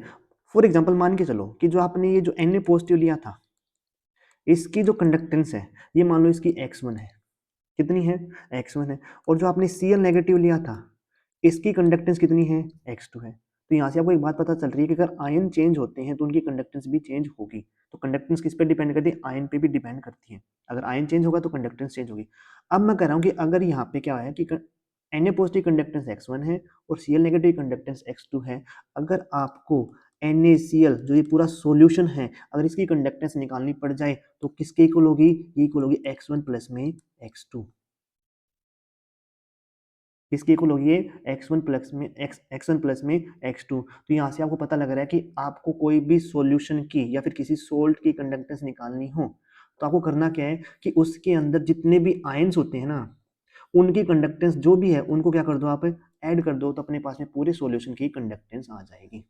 यस और नो। यहाँ पे देखो लिख रखा है इन्होंने, ये यही क्या है हमारे पास में, कोलरोश लॉ होता है। क्या होता है, Kohlrausch law state that the limiting molar conductance, इसकी बात करें अपन, मोलर कंडक्टेंस की बात करें या फिर इक्विवेलेंट कंडक्टेंस भी हो सकती है, ऑफ एन इलेक्ट्रोलाइट, कह रहा है कि किसी की इलेक्ट्रोलाइट की molar conductance at infinite dilution, की इनफाइनाइट डाइल्यूशन पे क्या होती है, sum of limiting molar conductivity of a individual ion. कह रहा है कि जो हमारे पास में कोलरोच लॉ क्या बताता है, किसी भी सॉल्यूशन की, किसी भी इलेक्ट्रोलाइट की जो मोलर कंडक्टेंस होती है या फिर इक्विवेलेंट कंडक्टेंस होती है एट इनफाइनाइट डाइल्यूशन, वो क्या होती है, सम होती है। किसका सम होती है, कि उसके अंदर जितने भी आयंस प्रेजेंट होते हैं ना उनकी कंडक्टेंस का सम होती है। अब कह रहा है कि जो कोलरोच लो होता है उसको अपन क्या बोलते हैं, इस लो को अपन बोलते हैं independent migration of A ion, इस नाम से भी जाना जाता है ये वाला। और ये इस नाम से क्यों जाना जाता है मैंने ऑलरेडी आपको बता दिया है। ठीक है, तो यहाँ पे लास्ट वाली स्टेटमेंट लिख रखी है, this means total conductance is the sum of individual ionic conductance. ये जो आयन की कंडक्टेंस है उनका सम होती है, क्या होता है मतलब टोटल कंडक्टेंस। कि आयनिक कंडक्टेंस को आप सम कर दो तो हमारे पास में क्या निकल के आ जाएगी, किसी भी आयन की टोटल कंडक्टेंस निकल के आ जाएगी। ये चीज आपको समझ में आ गई होगी। अब देखो नेक्स्ट आगे बढ़ते हैं अपन।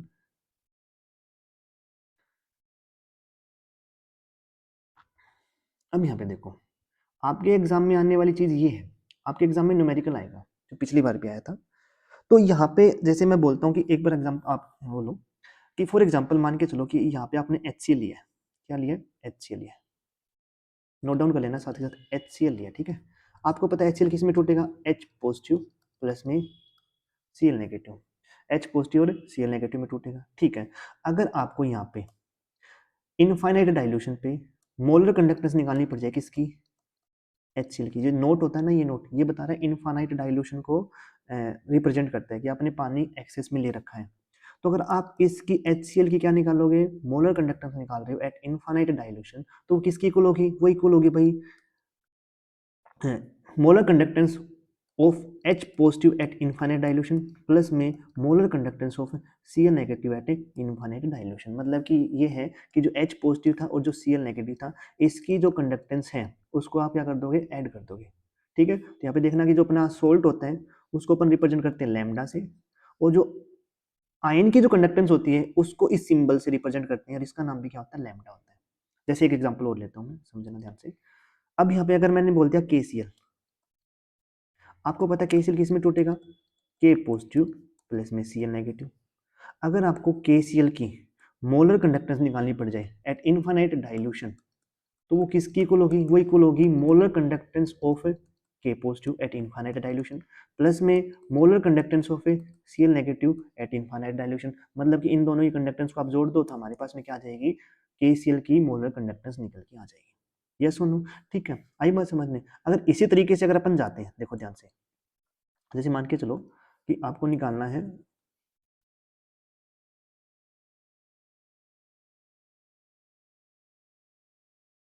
आपको निकालनी है किसकी, MgCl2 की, किसकी निकालनी है, MgCl2 की मोलर कंडक्टेंस निकालनी है। और आपको पता है कि जो MgCl2 में किस में टूटेगा, ये टूटता है Mg+2 प्लस में 2Cl नेगेटिव। यस सुनो, अब आपको मोलर कंडक्टेंस निकालनी है MgCl2 की एट इनफाइनाइट डाइल्यूशन, तो ये किसकी इक्वल होगी भाई, ये इक्वल होगी molar conductance of Mg+2 at infinite dilution plus में molar conductance of Cl negative at infinite dilution. But ध्यान क्या रखना है, यहाँ पे Cl कितनी है, 2, तो यहाँ पे क्या आएगा, 2 आएगा। तो अगर आप MgCl2 की कंडक्टेंस निकालोगे और आपको Mg+2 और Cl नेगेटिव कंडक्टेंस गिवन है, तो आप क्या करोगे, इनको ऐड कर दोगे तो टोटल अपने पास में MgCl2 की कंडक्टेंस निकल के आ जाएगी। आई बात समझ में, ठीक है। अब देखो, ओके, तो अब अपन डिस्कस करते हैं कोलरोच लॉ की application to calculate molar conductance of a weak electrolyte. अब देखना ध्यान से, देखना यहाँ पे एक बार इस क्वेश्चन को पढ़ो, आपको क्या क्या दे रखा है, the molar conductance at infinite dilution for sodium acetate HCl NaCl कितनी है, 91, 425, 126.4 साइमन सेंटीमीटर के पर मोल। तो ये इसमें दे रखी है, और आपको निकालनी किसकी है, CH3COOH की निकालनी है। अब यहाँ पे जो गिवन है ना उसको पहले लिख लो, गिवन क्या क्या गिवन है भाई, देखो ध्यान से, यहाँ पे आपको गिवन है molar conductance at infinite dilution किसकी, सोडियम एसीटेट की। और सोडियम एसीटेट का फॉर्मूला होता है ये वाला, कितनी गिवन है, इसकी है 91.0, सबकी यूनिट सेम है तो यूनिट मत लिखो एक बार, ठीक है। उसके बाद में देखो नेक्स्ट क्या गिवन है, molar conductance at infinite dilution for HCl, इसकी कितनी गिवन है, 4259, ठीक है। थर्ड है मोलर कंडक्टेंस ऑफ NaCl, और इसकी गिवन है 126.4। आई बात समझ में, ठीक है। अब यहाँ पे आपको करना क्या है कि आपको ये चीज निकालनी है, मोलर कंडक्टेंस ऑफ, किसका मोलर कंडक्टेंस है, आपको निकालना क्या, आपको निकालनी molar conductance at infinite dilution किसकी, CH3COOH। ये सुनो, अब आपको इन तीनों इक्वेशंस का यूज करके क्या निकालना है, इसकी मोलर कंडक्टेंस निकालनी है। अब आप कैसे यूज करोगे, तो सबसे पहले तो आपको ये पता होना चाहिए जो सोडियम एसीटेट है मेरा किसके अंदर ब्रेक होता है, ये ब्रेक होता है CH3CO नेगेटिव प्लस में Na पॉजिटिव। इसी तरीके से मेरा HCl किस में ब्रेक होगा, H पॉजिटिव प्लस में Cl नेगेटिव, और ये NaCl किस में ब्रेक होगा, Na पॉजिटिव प्लस में Cl नेगेटिव। और जो ये एसिटिक एसिड था ये मेरा ब्रेक होता है किसके अंदर, CH3CO नेगेटिव प्लस में H पॉजिटिव। ये सुनो, अब आपको करना क्या है, आपको निकालनी मोलर कंडक्टेंस किसकी, इसकी। तो इन तीनों इक्वेशन का यूज करके चाहे आप इसको प्लस करो, माइनस करो, मल्टीप्लाई करो, डिवाइड करो, आपको ये वाली चीज बनानी है, ये वाली CH3COO नेगेटिव प्लस में H पॉजिटिव। अब जरा ध्यान से देखो, अगर मैं इसको नाम देता हूँ इक्वेशन नंबर 1, इसको देता हूँ 2 और इसको दे दिया मैंने 3, तो आपको अगर ये बनाना है तो आपको एसिटिक एसिड चाहिए, सॉरी एसीटेटाइन चाहिए और H पॉजिटिव चाहिए, मतलब कि आपको तो एक तो ये चाहिए, ठीक है, और एक आपको चाहिए ये वाला, ये दोनों तो आपको इक्वेशन में चाहिए। तो यहाँ पे अगर मैं कहता हूँ कि इक्वेशन नंबर 1 और इक्वेशन नंबर 2 को मैं ऐड कर देता हूँ, यस और नो, ठीक है। जब आप इक्वेशन नंबर 1 और इक्वेशन नंबर 2 को ऐड करोगे तो यहाँ पे दो चीजें एक्स्ट्रा आ रही है, एक तो एक्स्ट्रा आएगा कौन सा, Na पॉजिटिव, और एक क्या आएगा, Cl नेगेटिव आएगा ना एक्स्ट्रा। और ये किस इक्वेशन में, इक्वेशन नंबर 3 में, अगर मैं इक्वेशन नंबर 3 माइनस कर देता हूँ तो इक्वेशन नंबर अगर 3 में माइनस कर दूं तो हमारे पास में जब आप इसको सोल्व करोगे, सोल्व करने के बाद देखो क्या होगा, ये होगा क्या, CH3, अगर आपने इक्वेशन नंबर 1 को ऐड किया है CH3CO नेगेटिव प्लस में Na पॉजिटिव, ठीक है, प्लस में H पॉजिटिव प्लस में Cl नेगेटिव, और माइनस में क्या किया आपने, माइनस किया है Na पॉजिटिव प्लस में Cl नेगेटिव। इतनी चीज समझ में आ गई। अब जरा ध्यान से देखना, अब होगा क्या यहाँ पे, ये जो चीज है यहाँ पे इस साइड CH3CO नेगेटिव है और यहाँ पे क्या है H पॉजिटिव, तो अपने को चाहिए। अब यहाँ से इस ब्रैकेट को अगर ओपन करते हो तो यहाँ से Na पॉजिटिव निकल गया विद नेगेटिव, तो आपस में क्या हो जाएंगे, कैंसिल, क्या हो जाएंगे, कैंसिल। और यहाँ से क्या आएगा, माइनस Cl नेगेटिव और ये क्या है प्लस Cl नेगेटिव, तो ये भी क्या हो जाएगा, कैंसिल। तो बचेगा क्या अपने पास में, CH3COO नेगेटिव, साथ में क्या बचा है, H पॉजिटिव, ये तो बचा है ना। तो मतलब ये किसकी इक्वल है, इसकी इक्वल है, इसी की इक्वल तो है ना। तो आप क्या करते हो, अगर यहाँ पे आपको इस एसिटिक एसिड की क्या निकालनी है, मोलर कंडक्टेंस निकालनी है एट इनफाइनाइट डाइल्यूशन, तो आपको करना क्या पड़ेगा, जो इक्वेशन नंबर 1 है और इक्वेशन नंबर 2 है, इनकी मोलर कंडक्टेंस को तो कर दो ऐड, और माइनस में क्या कर दो, थर्ड, तो अपने पास में क्या निकल के आ जाएगी, मोलर कंडक्टेंस फॉर CH3COOH। तो यहाँ से अगर आप निकालने जाओगे कि जो मोलर कंडक्टेंस है किसकी, CH3 COOH eight infinite dilution, तो आपने क्या किया, पहले और दूसरे को जोड़ा है, तो पहले वाला क्या है, पहले वाली की मोलर कंडक्टेंस कितनी थी, 91, दूसरे वाली कितनी है, 4259, ठीक है, 425.9, और माइनस में थर्ड की, थर्ड क्या है भाई, ये है 126.4। यहाँ से इसको सोल्व करने के बाद में जो भी आपका आंसर आएगा वो क्या होगी, मोलर कंडक्टेंस होगी किसकी, एसिटिक एसिड की, किसकी होगी, एसिटिक एसिड की। तो आपको क्या ध्यान रखना है, जो भी आपको गिवन होता है जिसकी भी मोलर कंडक्टेंस निकालनी हो और जो भी आपको गिवन है, तो जो गिवन है ना उन इक्वेशंस को यूज करके जिसकी निकालनी है ना उसके लिए बनाना है, चाहे उसको ऐड करो, चाहे मल्टीप्लाई करो, चाहे डिवाइड करो, चाहे सब्ट्रैक्ट करो, ठीक है। तो वहां से क्या निकल के आ जाएगी अपने पास में, इलेक्ट्रोलाइट की मोलर कंडक्टेंस निकल के आ जाएगी। होप आपको एग्जाम्पल समझ में आया होगा।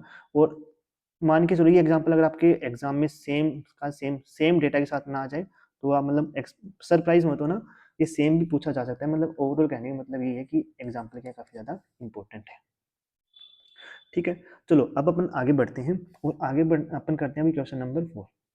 तो देखो ध्यान से एक बार, तो मैं आपको बताता हूँ कि अभी तक आपने क्या किया था इसके अंदर।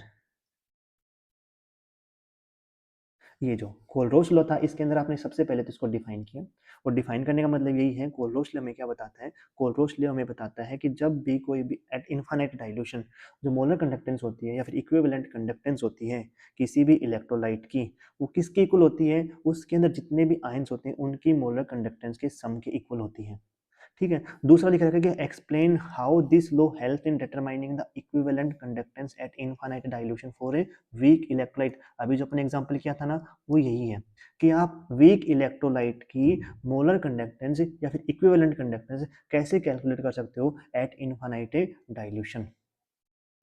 ये सुनो, तो ये अपने पास में क्या होगा था, कोरलोस लॉ कहता है, ठीक है। अब देखो आगे,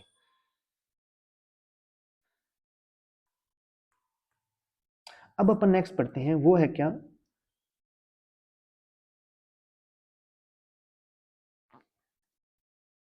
नेक्स्ट अपने पास में वो है क्या, discuss Depay हक्कल Onsager equation for strong electrolyte, for strong electrolyte. तो सबसे पहले तो अपने को ये पता होना चाहिए अपने को पढ़ना क्यों है, ठीक है, ये अपने को पढ़ना क्यों है, ये पढ़ना इसलिए है भाई क्योंकि अगर आपको ध्यान आ रहा है, अपन ने कहा था कि अगर अपने पास में चाहे वीक इलेक्ट्रोलाइट हो, चाहे अपने पास में क्या हो,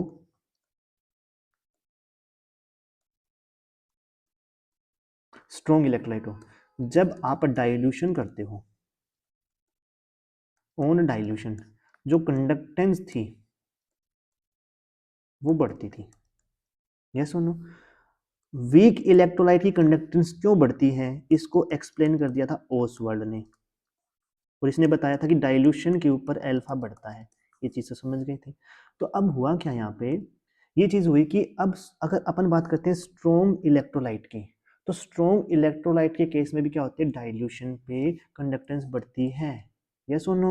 और कह दिया कि जो स्ट्रॉन्ग इलेक्ट्रोलाइट की कंडक्टेंस बढ़ती क्यों है, इसको एक्सप्लेन करने के लिए हमारे पास में कौन आया था, डिवाई हक्कल ओनसागर आया था, ये साइंटिस्ट के नाम है, इन्होंने क्या किया था, एक्सप्लेन किया था कि स्ट्रॉन्ग इलेक्ट्रोलाइट की कंडक्टेंस डाइल्यूशन के साथ में क्यों बढ़ती है। अगर आपके दिमाग में आ रहा है कि डाइल्यूशन पे for strong electrolyte degree of dissociation बढ़ता है, नहीं, ऐसा कुछ नहीं है, क्योंकि स्ट्रॉन्ग इलेक्ट्रोलाइट स्टार्टिंग में ही 100% क्या हो जाते हैं, डिसोसिएट, तभी तो स्ट्रॉन्ग है ना ये, कि 100% क्या हो गया, ये डिसोसिएट हो गया है, इसलिए ये वाला फैक्टर यहाँ पे काम नहीं आएगा। तो सबसे पहले आपको इसका कारण समझ में आ गया कि अपने को Dibai Huckel Onsager equation पढ़नी क्यों है। तो Dibai Huckel Onsager equation इसलिए पढ़नी है क्योंकि डिवाई हक्कल ओन सागर है वो क्या करती है, डाइल्यूशन का इफेक्ट बताती है, किसके ऊपर, स्ट्रॉन्ग इलेक्ट्रोलाइट पे। और मतलब ये कह सकते हो कि स्ट्रॉन्ग इलेक्ट्रोलाइट के केस में कंडक्टेंस इंक्रीज क्यों हो रही है विद डाइल्यूशन, इसका इफेक्ट कौन बताता है हमारे पास में, Dibai Huckel Onsager equation.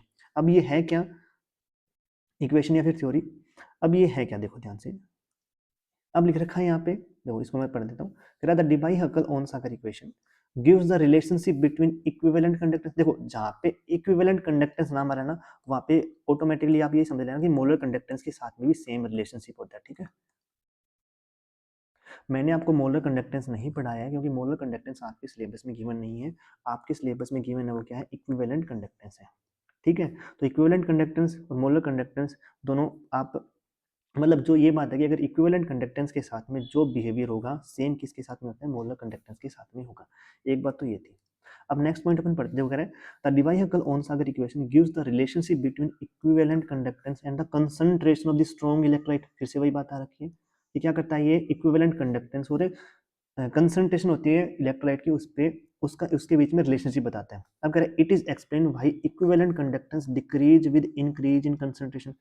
ये क्या करता है, ये एक्सप्लेन करता है, किसको एक्सप्लेन करता है, कि कंडक्टेंस है वो डिक्रीज क्यों कर रही है विद इंक्रीज इन कंसंट्रेशन। अब जरा ध्यान से समझ रहे हैं इस बात को, मैं बार बार रिपीट कर रहा हूँ, अगर कंसंट्रेशन ज्यादा है तो मतलब डाइल्यूशन कम है, सॉल्यूशन डाइल्यूट कम है।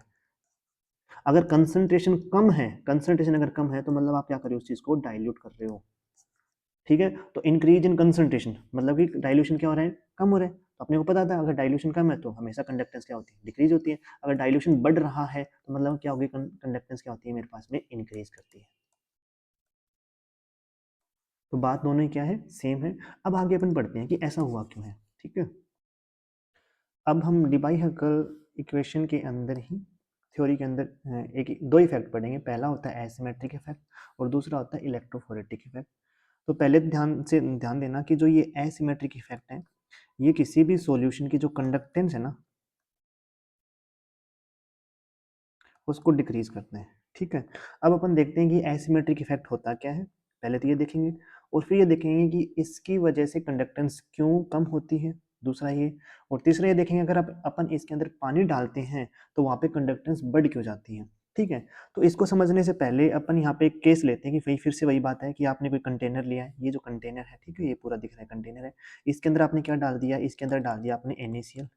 तो NaCl मेरा ब्रेक होगा किसके अंदर, Na पॉजिटिव प्लस में Cl नेगेटिव के अंदर ब्रेक होगा, ठीक है। ये जो बीच में है ना, आपको पता है बीच में कौन है, ये पॉजिटिव चार्ज, पॉजिटिव मतलब कि Na पॉजिटिव को रिप्रेजेंट कर रहा है, ये वाला, ठीक है, ये रिप्रेजेंट कर रहा है Na पॉजिटिव की।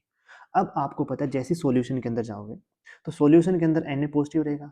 अब भाई Na पॉजिटिव के बगल में कौन रहेंगे, Cl नेगेटिव रहेंगे, क्योंकि ये पॉजिटिव चार्ज है और ये नेगेटिव चार्ज है। इनके बीच में क्या रहेगा, इलेक्ट्रोस्टैटिक फोर्स ऑफ अट्रैक्शन। और जो हर सेम इनके जो चारों तरफ है ना, किसके चारों तरफ है, पॉजिटिव चार्ज के चारों तरफ सिमेट्रिकल एक एनवायरनमेंट है। क्या है, सिमेट्रिकल एनवायरनमेंट है। तो अगर आपसे कहूं कि इस पॉजिटिव चार्ज पे जो बीच में है इसके ऊपर नेट फोर्स कितना लग रहा है, तो यहाँ पे जो नेट फोर्स की बात करोगे, यहाँ पे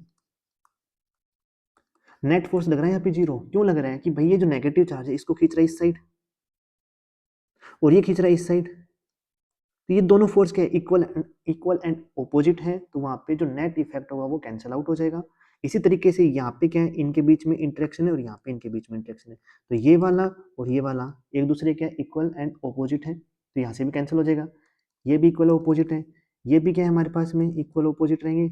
इक्वल एंड क्या है यहाँ पे, ऑपोजिट है। तो आप कह सकते हो कि जब मेरे पास में Na पॉजिटिव था, इसके बगल में कौन है, Cl नेगेटिव है, तो ये जो मिडल में है, बीच में जो Na पॉजिटिव है, इसके ऊपर कोई भी इफेक्ट नहीं लग रहा है, कोई नेट फोर्स इसके ऊपर नहीं लग रहा है। और ये कब हो रहा है, ये हो रहा है इन absence of electric field, in absence of external electric field. कि मतलब आपने इसको, इस बीकर को, इस कंटेनर को किसी बैटरी से कनेक्ट नहीं कर रखा है। ये चीज़ तो समझ में आ गई है। यहाँ पे सिमेट्रिकल एनवायरनमेंट है तो नेट फोर्स कितना है, 0 है। अब आते हैं यहाँ पे, देखो मान के चलो कि आपने ना इसको बैटरी से कनेक्ट कर दिया। किससे कनेक्ट कर दिया आपने, इसको बैटरी से कनेक्ट कर दिया, और इस वाले एंड को आपने कनेक्ट कर दिया नेगेटिव टर्मिनल से, और इस वाले एंड को कर दिया आपने कनेक्ट पॉजिटिव टर्मिनल से। ये मेरा नेगेटिव है और ये मेरा पॉजिटिव है।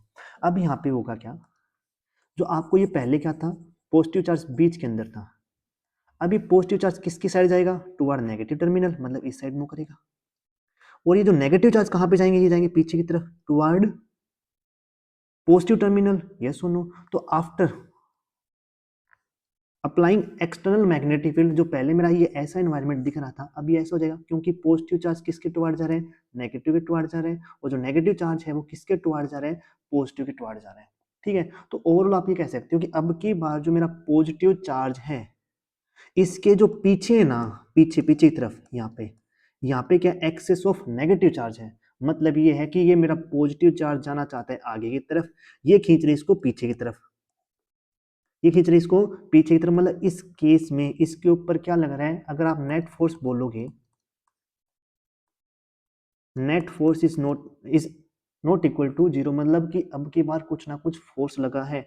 और जो नेट फोर्स है, अगर नेट फोर्स की डायरेक्शन देखते हो तो ये क्या है, बैकवर्ड।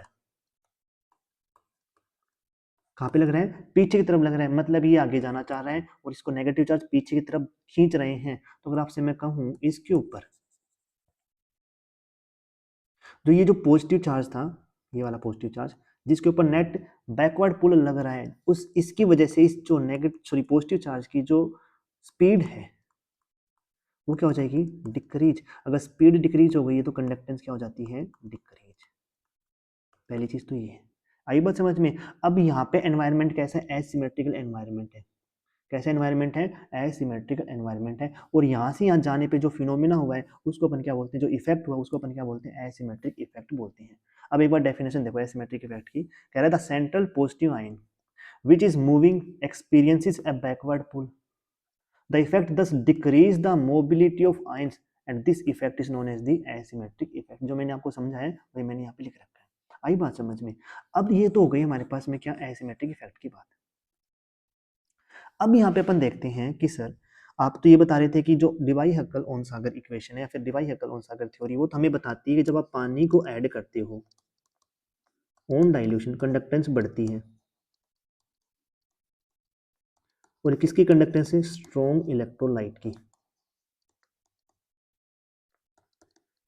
किसकी बढ़ती है, स्ट्रॉन्ग इलेक्ट्रोलाइट की। तो यहाँ पे क्या होगा, यहाँ पे भी देखो, यहाँ पे क्या होगा, जब डाइल्यूशन करते हो आप, तो डाइल्यूशन करने से आपने वॉल्यूम बढ़ा दिया, जैसे कंटेनर था ना, इसकी वॉल्यूम बढ़ा दी, ठीक है। अगर वॉल्यूम बढ़ा दी तो ये जो पॉजिटिव और नेगेटिव चार्ज था इनके बीच में सेपरेशन बढ़ जाता है। मतलब एक दूसरे से क्या हो जाती हैं, दूर दूर हो जाती हैं, और दूर दूर होने के बाद में जो ये इस दोनों के बीच में इलेक्ट्रोस्टैटिक फोर्स ऑफ अट्रैक्शन नहीं होगा, जिसकी वजह से ये जो पॉजिटिव चार्ज है ये आसानी से क्या कर सकता है, मूव कर पाएगा। अगर मूव करेगा तो कंडक्टेंस इसकी बढ़ जाएगी। तो चीज समझ में आ गई। तो ये अपने पास में क्या है, ये अपने पास में क्या था, एसिमेट्रिक इफेक्ट। आई बात समझ में। अब एसिमेट्रिक इफेक्ट अगर आपके पेपर में आता है, अगर आपको थ्योरी याद नहीं रहती है तो आपको डायग्राम तो पक्के बना के आने हैं। ठीक है, आई बात समझ में। अब यहाँ पे आगे देखते हैं जो नेक्स्ट इफेक्ट अपने पास में,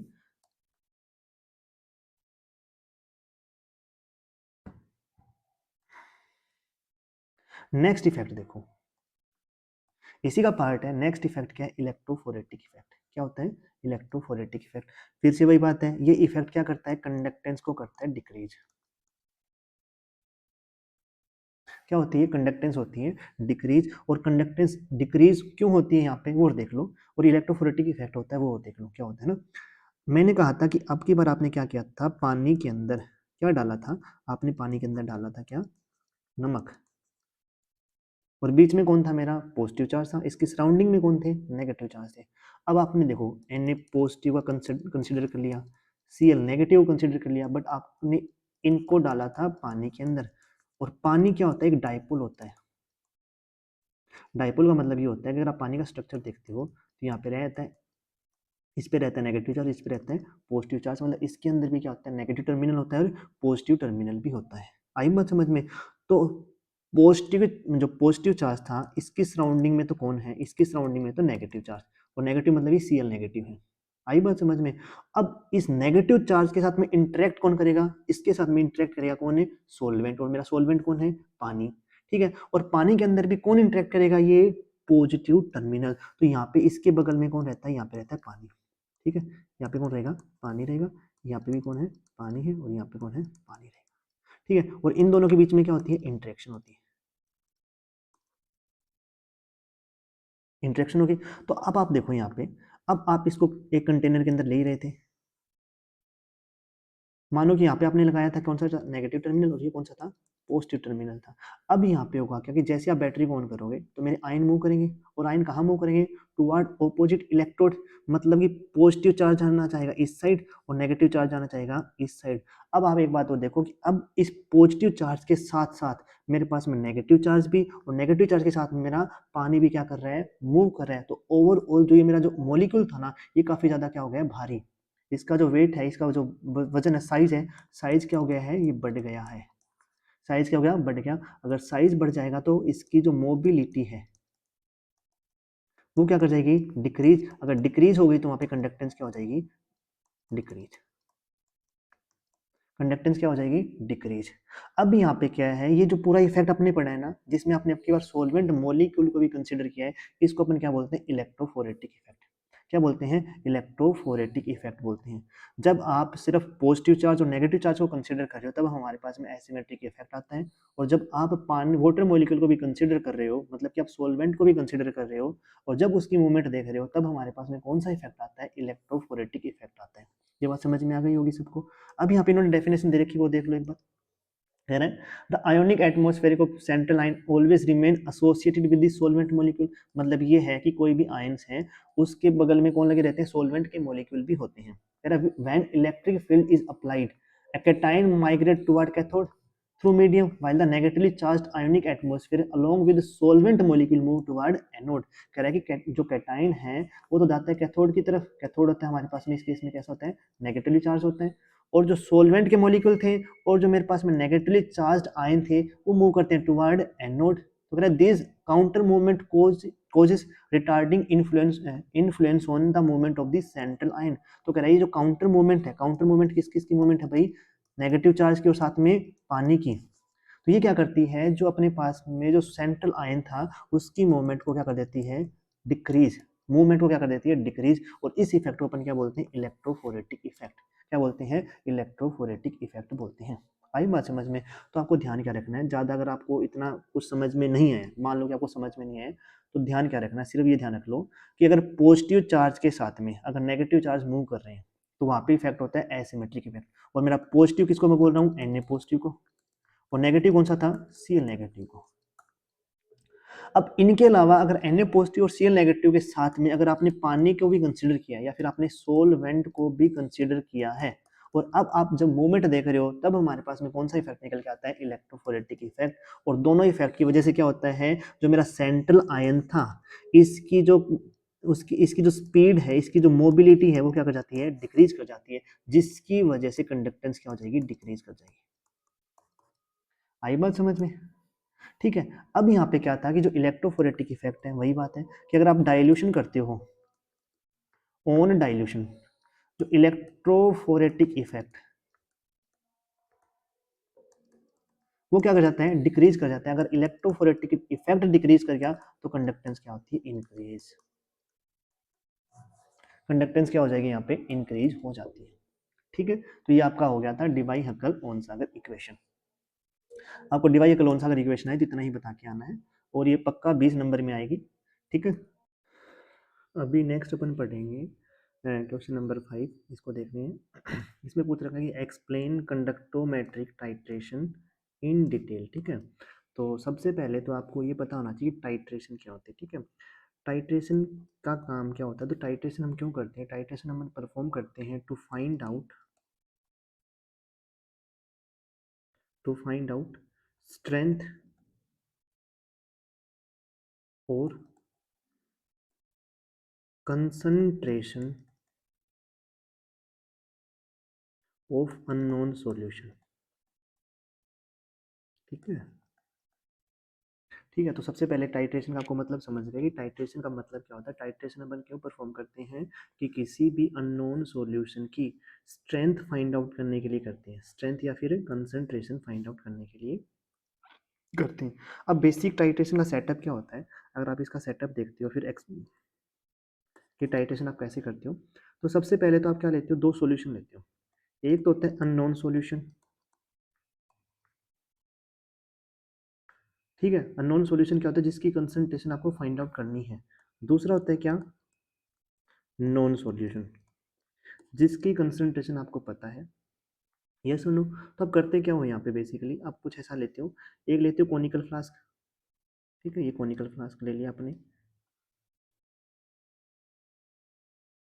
और कॉनिकल फ्लास्क के अंदर आप क्या लेते हो, अननोन सॉल्यूशन लेते हो।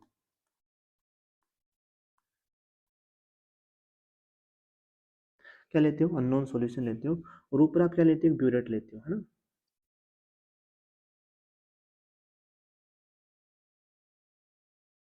या आपने क्या ले लिया, एक ब्यूरेट ले ली। ठीक है, और ब्यूरेट के अंदर आप क्या फिल करते हो, ब्यूरेट के अंदर आप फिल करते हो वो सॉल्यूशन जिसकी जो क्या बोलते हैं अपने, वो कंसंट्रेशन नोन है। यहाँ पे क्या होता है, अपना नॉन सॉल्यूशन होता है।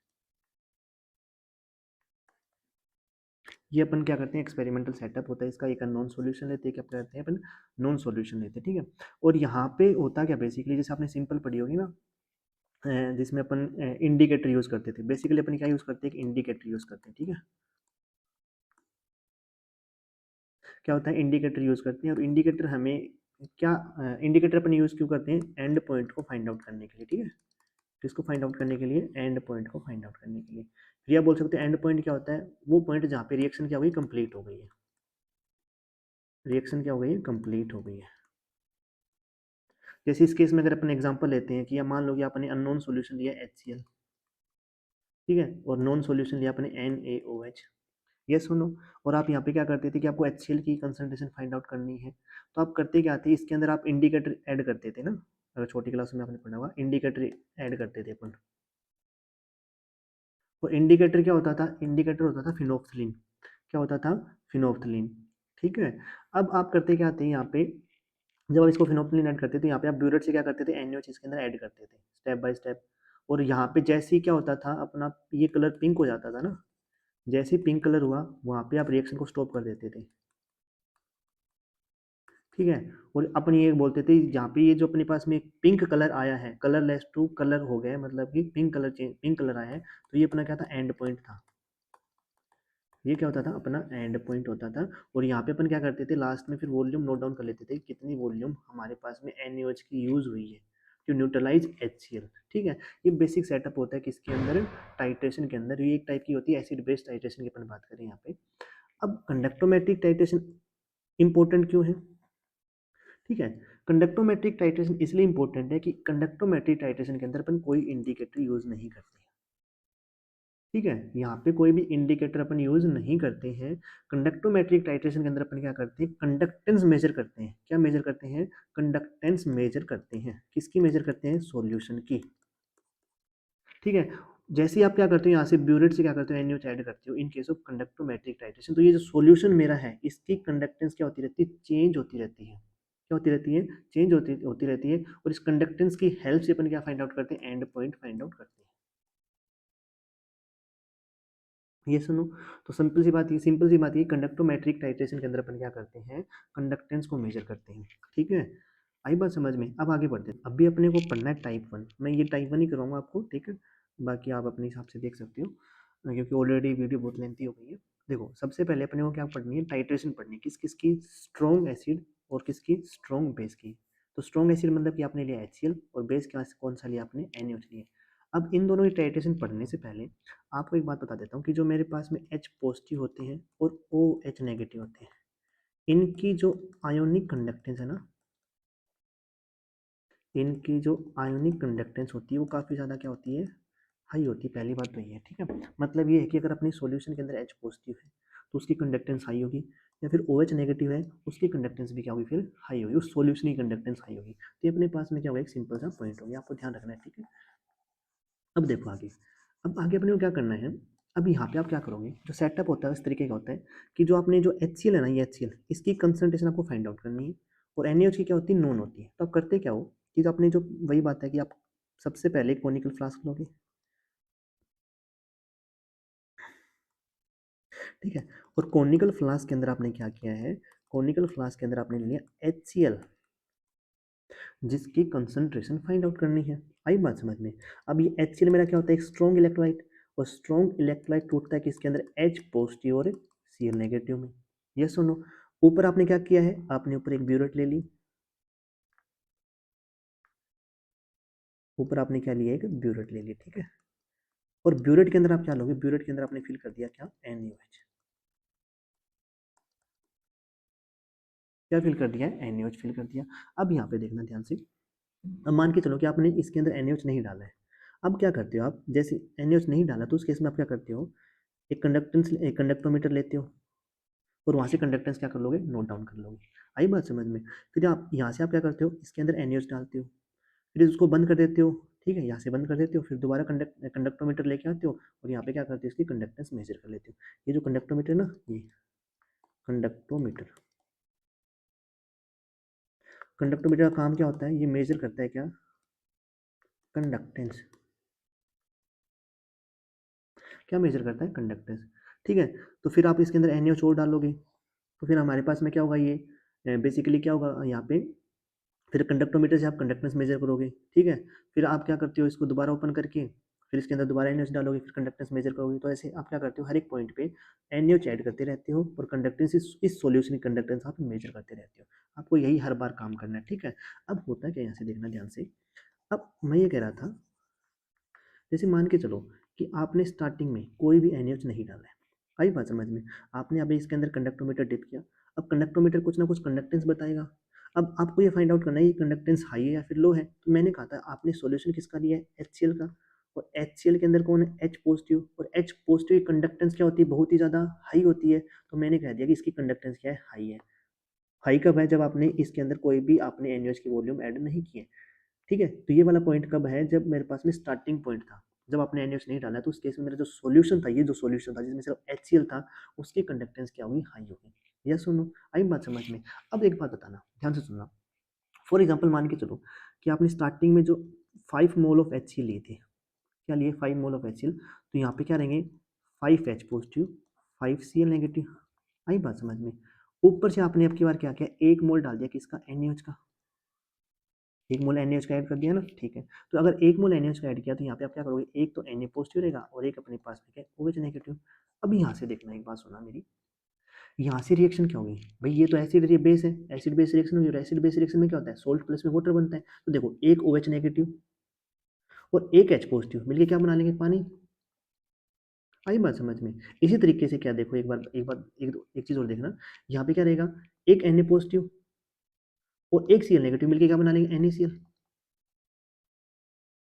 पीछे क्या रहेगा, पीछे देखो 4 तो H पॉजिटिव रह गए, पीछे क्या रह गया हमारे पास में 4 H पॉजिटिव रह गए। यही तो केस हुआ है ना कि एक H पॉजिटिव तो हमारे पास में OH के साथ में रिएक्ट कर गया था, पीछे क्या बच गए 4 H पॉजिटिव रह गए। अब ये देखो ये जो H2 है मेरा, ये वीक इलेक्ट्रोलाइट है, डिसोसिएट नहीं होगा। और ये जो मेरा NaCl है ना, ये क्या करेगा हमारे पास में स्ट्रॉन्ग इलेक्ट्रोलाइट, ये डिसोसिएट हो जाएगा। किसके अंदर डिसोसिएट होगा, Na पॉजिटिव और Cl नेगेटिव के अंदर। ये बात समझ में आ गई। अब एक बात देखना, ध्यान से सुनना कि आपने जो सॉल्यूशन लिया था, मैं आपको बताता हूँ। ये जो आपने सॉल्यूशन लिया है ना, एक तो पहले की बात है जब अपने पास में सिर्फ HCl था। अब आपने जैसे 1 मोल ऑफ NaOH डाला, इस सॉल्यूशन के अंदर क्या है, इस सॉल्यूशन के अंदर है 4 H पॉजिटिव इसके अंदर, ठीक है, प्लस में एक Na पॉजिटिव और एक क्या है Cl नेगेटिव, और साथ में क्या है हमारे पास में पानी है। आई बात समझ में।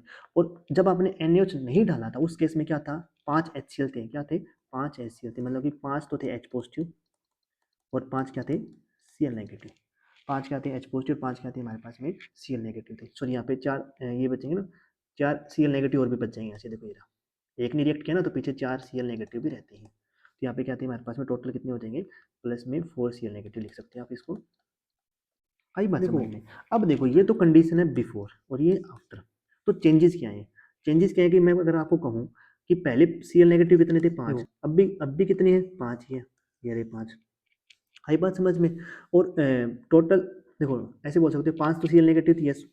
पहले कितने H पॉजिटिव थे, 5 H पॉजिटिव थी। अब कितने बचे हैं, 4 H पॉजिटिव बचे हैं। कितने बचे हैं, 4 H पॉजिटिव। अब एक क्या हो गया इसमें, Na पॉजिटिव हो गया। ये चीज़ आपको दिख रही है, ठीक है। अगर मैं आपसे कहूँ यहाँ पे टोटल आयन कितने थे 10, यहाँ पे भी कितने हैं 10, तो नंबर ऑफ आयन तो क्या है सेम है। कंडक्टेंस किस पे डिपेंड करती है, नंबर ऑफ आयंस पे, और नंबर ऑफ आयंस क्या हमारे पास में सेम है। अगर सेम है तो अपन क्या देखेंगे, अपन ये देखेंगे कि यहाँ पे आयन कौन कौन से हैं। तो मैंने देखा था यहाँ पे 5 तो Cl नेगेटिव है और यहाँ पे 5 Cl नेगेटिव है। यहाँ पे 4 H पॉजिटिव और यहाँ पे क्या है 5 H पॉजिटिव है। मतलब ये कि एक H पॉजिटिव था ना, ये किससे रिप्लेस हो गया, ये Na पॉजिटिव से। और आपको पता है कि हर बार ऐसा होगा कि अब की बार क्या होगा कि इस केस में वो कह रहा है कि एक Na positive replaced by Na positive, sorry एक H positive replace by Na positive. तो मेरे को एक बात बताओ, यहाँ पे कंडक्टेंस डिक्रीज करेगी फिर इंक्रीज करेगी। मैंने आपको बताया था कि जो H पॉजिटिव होता है उसकी कंडक्टेंस हाई होती है। यहाँ पे कंडक्टेंस थी बिकॉज ऑफ 5 H पॉजिटिव पहले वाले केस के अंदर। अब यहाँ पे कितने H पॉजिटिव बच गए, 4 H पॉजिटिव बच गए। तो H पॉजिटिव क्या हो रहे हैं, कम हो रहे हैं। अगर कम हो गए तो कंडक्टेंस भी क्या करेगी, डिक्रीज करेगी। कंडक्टेंस क्या करेगी, डिक्रीज करेगी। तो ये डिक्रीमेंट किसकी वजह से आ रहा है, ये जो यहाँ पे जो डिक्रीमेंट आ रहा है ना, ये इसलिए आ रहा है क्योंकि हर एक केस में H पॉजिटिव क्या हो रहा है, is replaced by Na positive. आई बात समझ में। तो यहाँ पे क्या रहा है, H positive is replaced by Na positive. तो अगर आपको रिप्लेस करेगा तो यहाँ पे कंडक्टेंस क्या कर जाती है, डिक्रीज कर जाती है। कंडक्टेंस क्या कर जाएगी, डिक्रीज कर जाएगी। आई बात समझ में, ठीक है। अब यहाँ पे देखना एक चीज और देखना, यहाँ पे एक बात, पहले आपने क्या करा Na पॉजिटिव डाला था, ठीक है, ये आपको चीज समझ में आ गई। अब यहाँ पे देखना,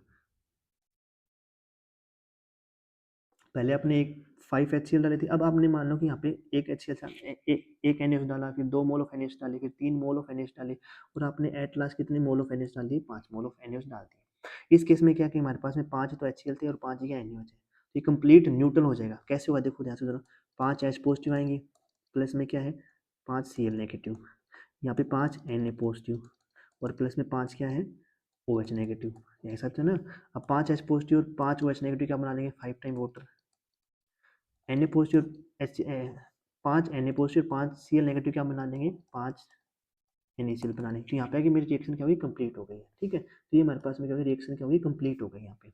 अब आपने क्या किया, थोड़ा सा भी अगर NaOH ऐड किया आफ्टर दिस पॉइंट, अगर आपने थोड़ा सा भी NaOH ऐड कर दिया, ठीक है, तो आपको पता है कि यहाँ पे आपके पास HCl खत्म हो गया है। इस पॉइंट पे HCl मेरा क्या हो गया, खत्म हो गया सारा का सारा। ये सुनो, अगर जैसे आपने NaOH ऐड किया तो यहाँ पे क्या इसके अंदर किसके अंदर टूटेगा, ये Na पॉजिटिव प्लस में OH नेगेटिव के अंदर टूटेगा। और जैसे सॉल्यूशन के अंदर OH नेगेटिव आएगा तो मैंने कहा था कि इस OH नेगेटिव कंडक्टेंस क्या होती है, काफ़ी ज़्यादा हाई होती है, ठीक है। तो आगे क्या होगा हमारे पास में, इसकी कंडक्टेंस दोबारा से क्या कर जाएगी, राइज कर जाएगी, ठीक है। तो ये जो इंक्रीमेंट है किसकी वजह से, ड्यू टू OH नेगेटिव, ठीक है। और यहाँ पे मेरी रिएक्शन क्या हुई, कंप्लीट। यहाँ पे जो डिक्रीमेंट आ रहा है कंडक्टेंस के अंदर, ये किस लिए आ रहा है, क्योंकि H positive is replaced by Na positive, और H पॉजिटिव कंडक्टेंस क्या होती है, हाई होती है as compared to Na positive. ठीक है। यहाँ पे मेरी रिएक्शन क्या हुई, कंप्लीट हो गई, मतलब यहाँ पे सारा का सारा HCl क्या हो गया है, NaOH से न्यूट्रल हो गए हैं। और इस पॉइंट के बाद अगर आपने थोड़ा सा भी अगर NaOH ऐड किया है, तो NaOH ऐड करने से क्या हुआ, सॉल्यूशन के अंदर गया OH नेगेटिव, और इस OH नेगेटिव कंसंट्रेशन की कंडक्टेंस क्या होती है, ऑलरेडी काफ़ी ज़्यादा हाई होती है। तो आपको क्या देखने को मिलेगा, एक ऐसे इंक्रीमेंट देखने को मिलेगा किसके अंदर, कंडक्टेंस के अंदर। ठीक है, क्योंकि आपने एक्स एक्सिस पे लिए कंडक्टेंस और वाई एक्सिस पे क्या कर रहे हो, आप वॉल्यूम ऐड कर रहे हो, किसकी, NaOH की वॉल्यूम ऐड कर रहे हो। तो ये आपका क्या हो गया था, कंडक्टोमेट्रिक टाइट्रेशन हो गया था। इसके अलावा देखना ध्यान से कि अपने जो इसके अलावा क्या है कि आपको जैसे स्ट्रॉन्ग वीक एसिड और स्ट्रॉन्ग बेस की टाइट्रेशन पढ़नी है। ये एग्जांपल है CH3COH वर्सेस NaOH, इसका कुछ ऐसा ग्राफ आता है। उसके बाद में आपको स्ट्रॉन्ग एसिड और वीक बेस की टाइट्रेशन पढ़नी है, ये वाला ग्राफ आएगा। ठीक है। इसी तरीके से आपको क्या करनी है, वीक एसिड और वीक बेस की क्या करनी है, टाइट्रेशन पढ़नी है। तो ये आपको 4 टाइप है मेनली, तो आप इनको करके जाना पेपर में। ठीक है। और मैंने एक टाइप वो ऑलरेडी करवा दिया है। होप आपको वीडियो अच्छी लगी होगी। ठीक है। तो आज के लिए इतना ही, ये मैंने 5 क्वेश्चन आपको करवा दिए। ठीक है।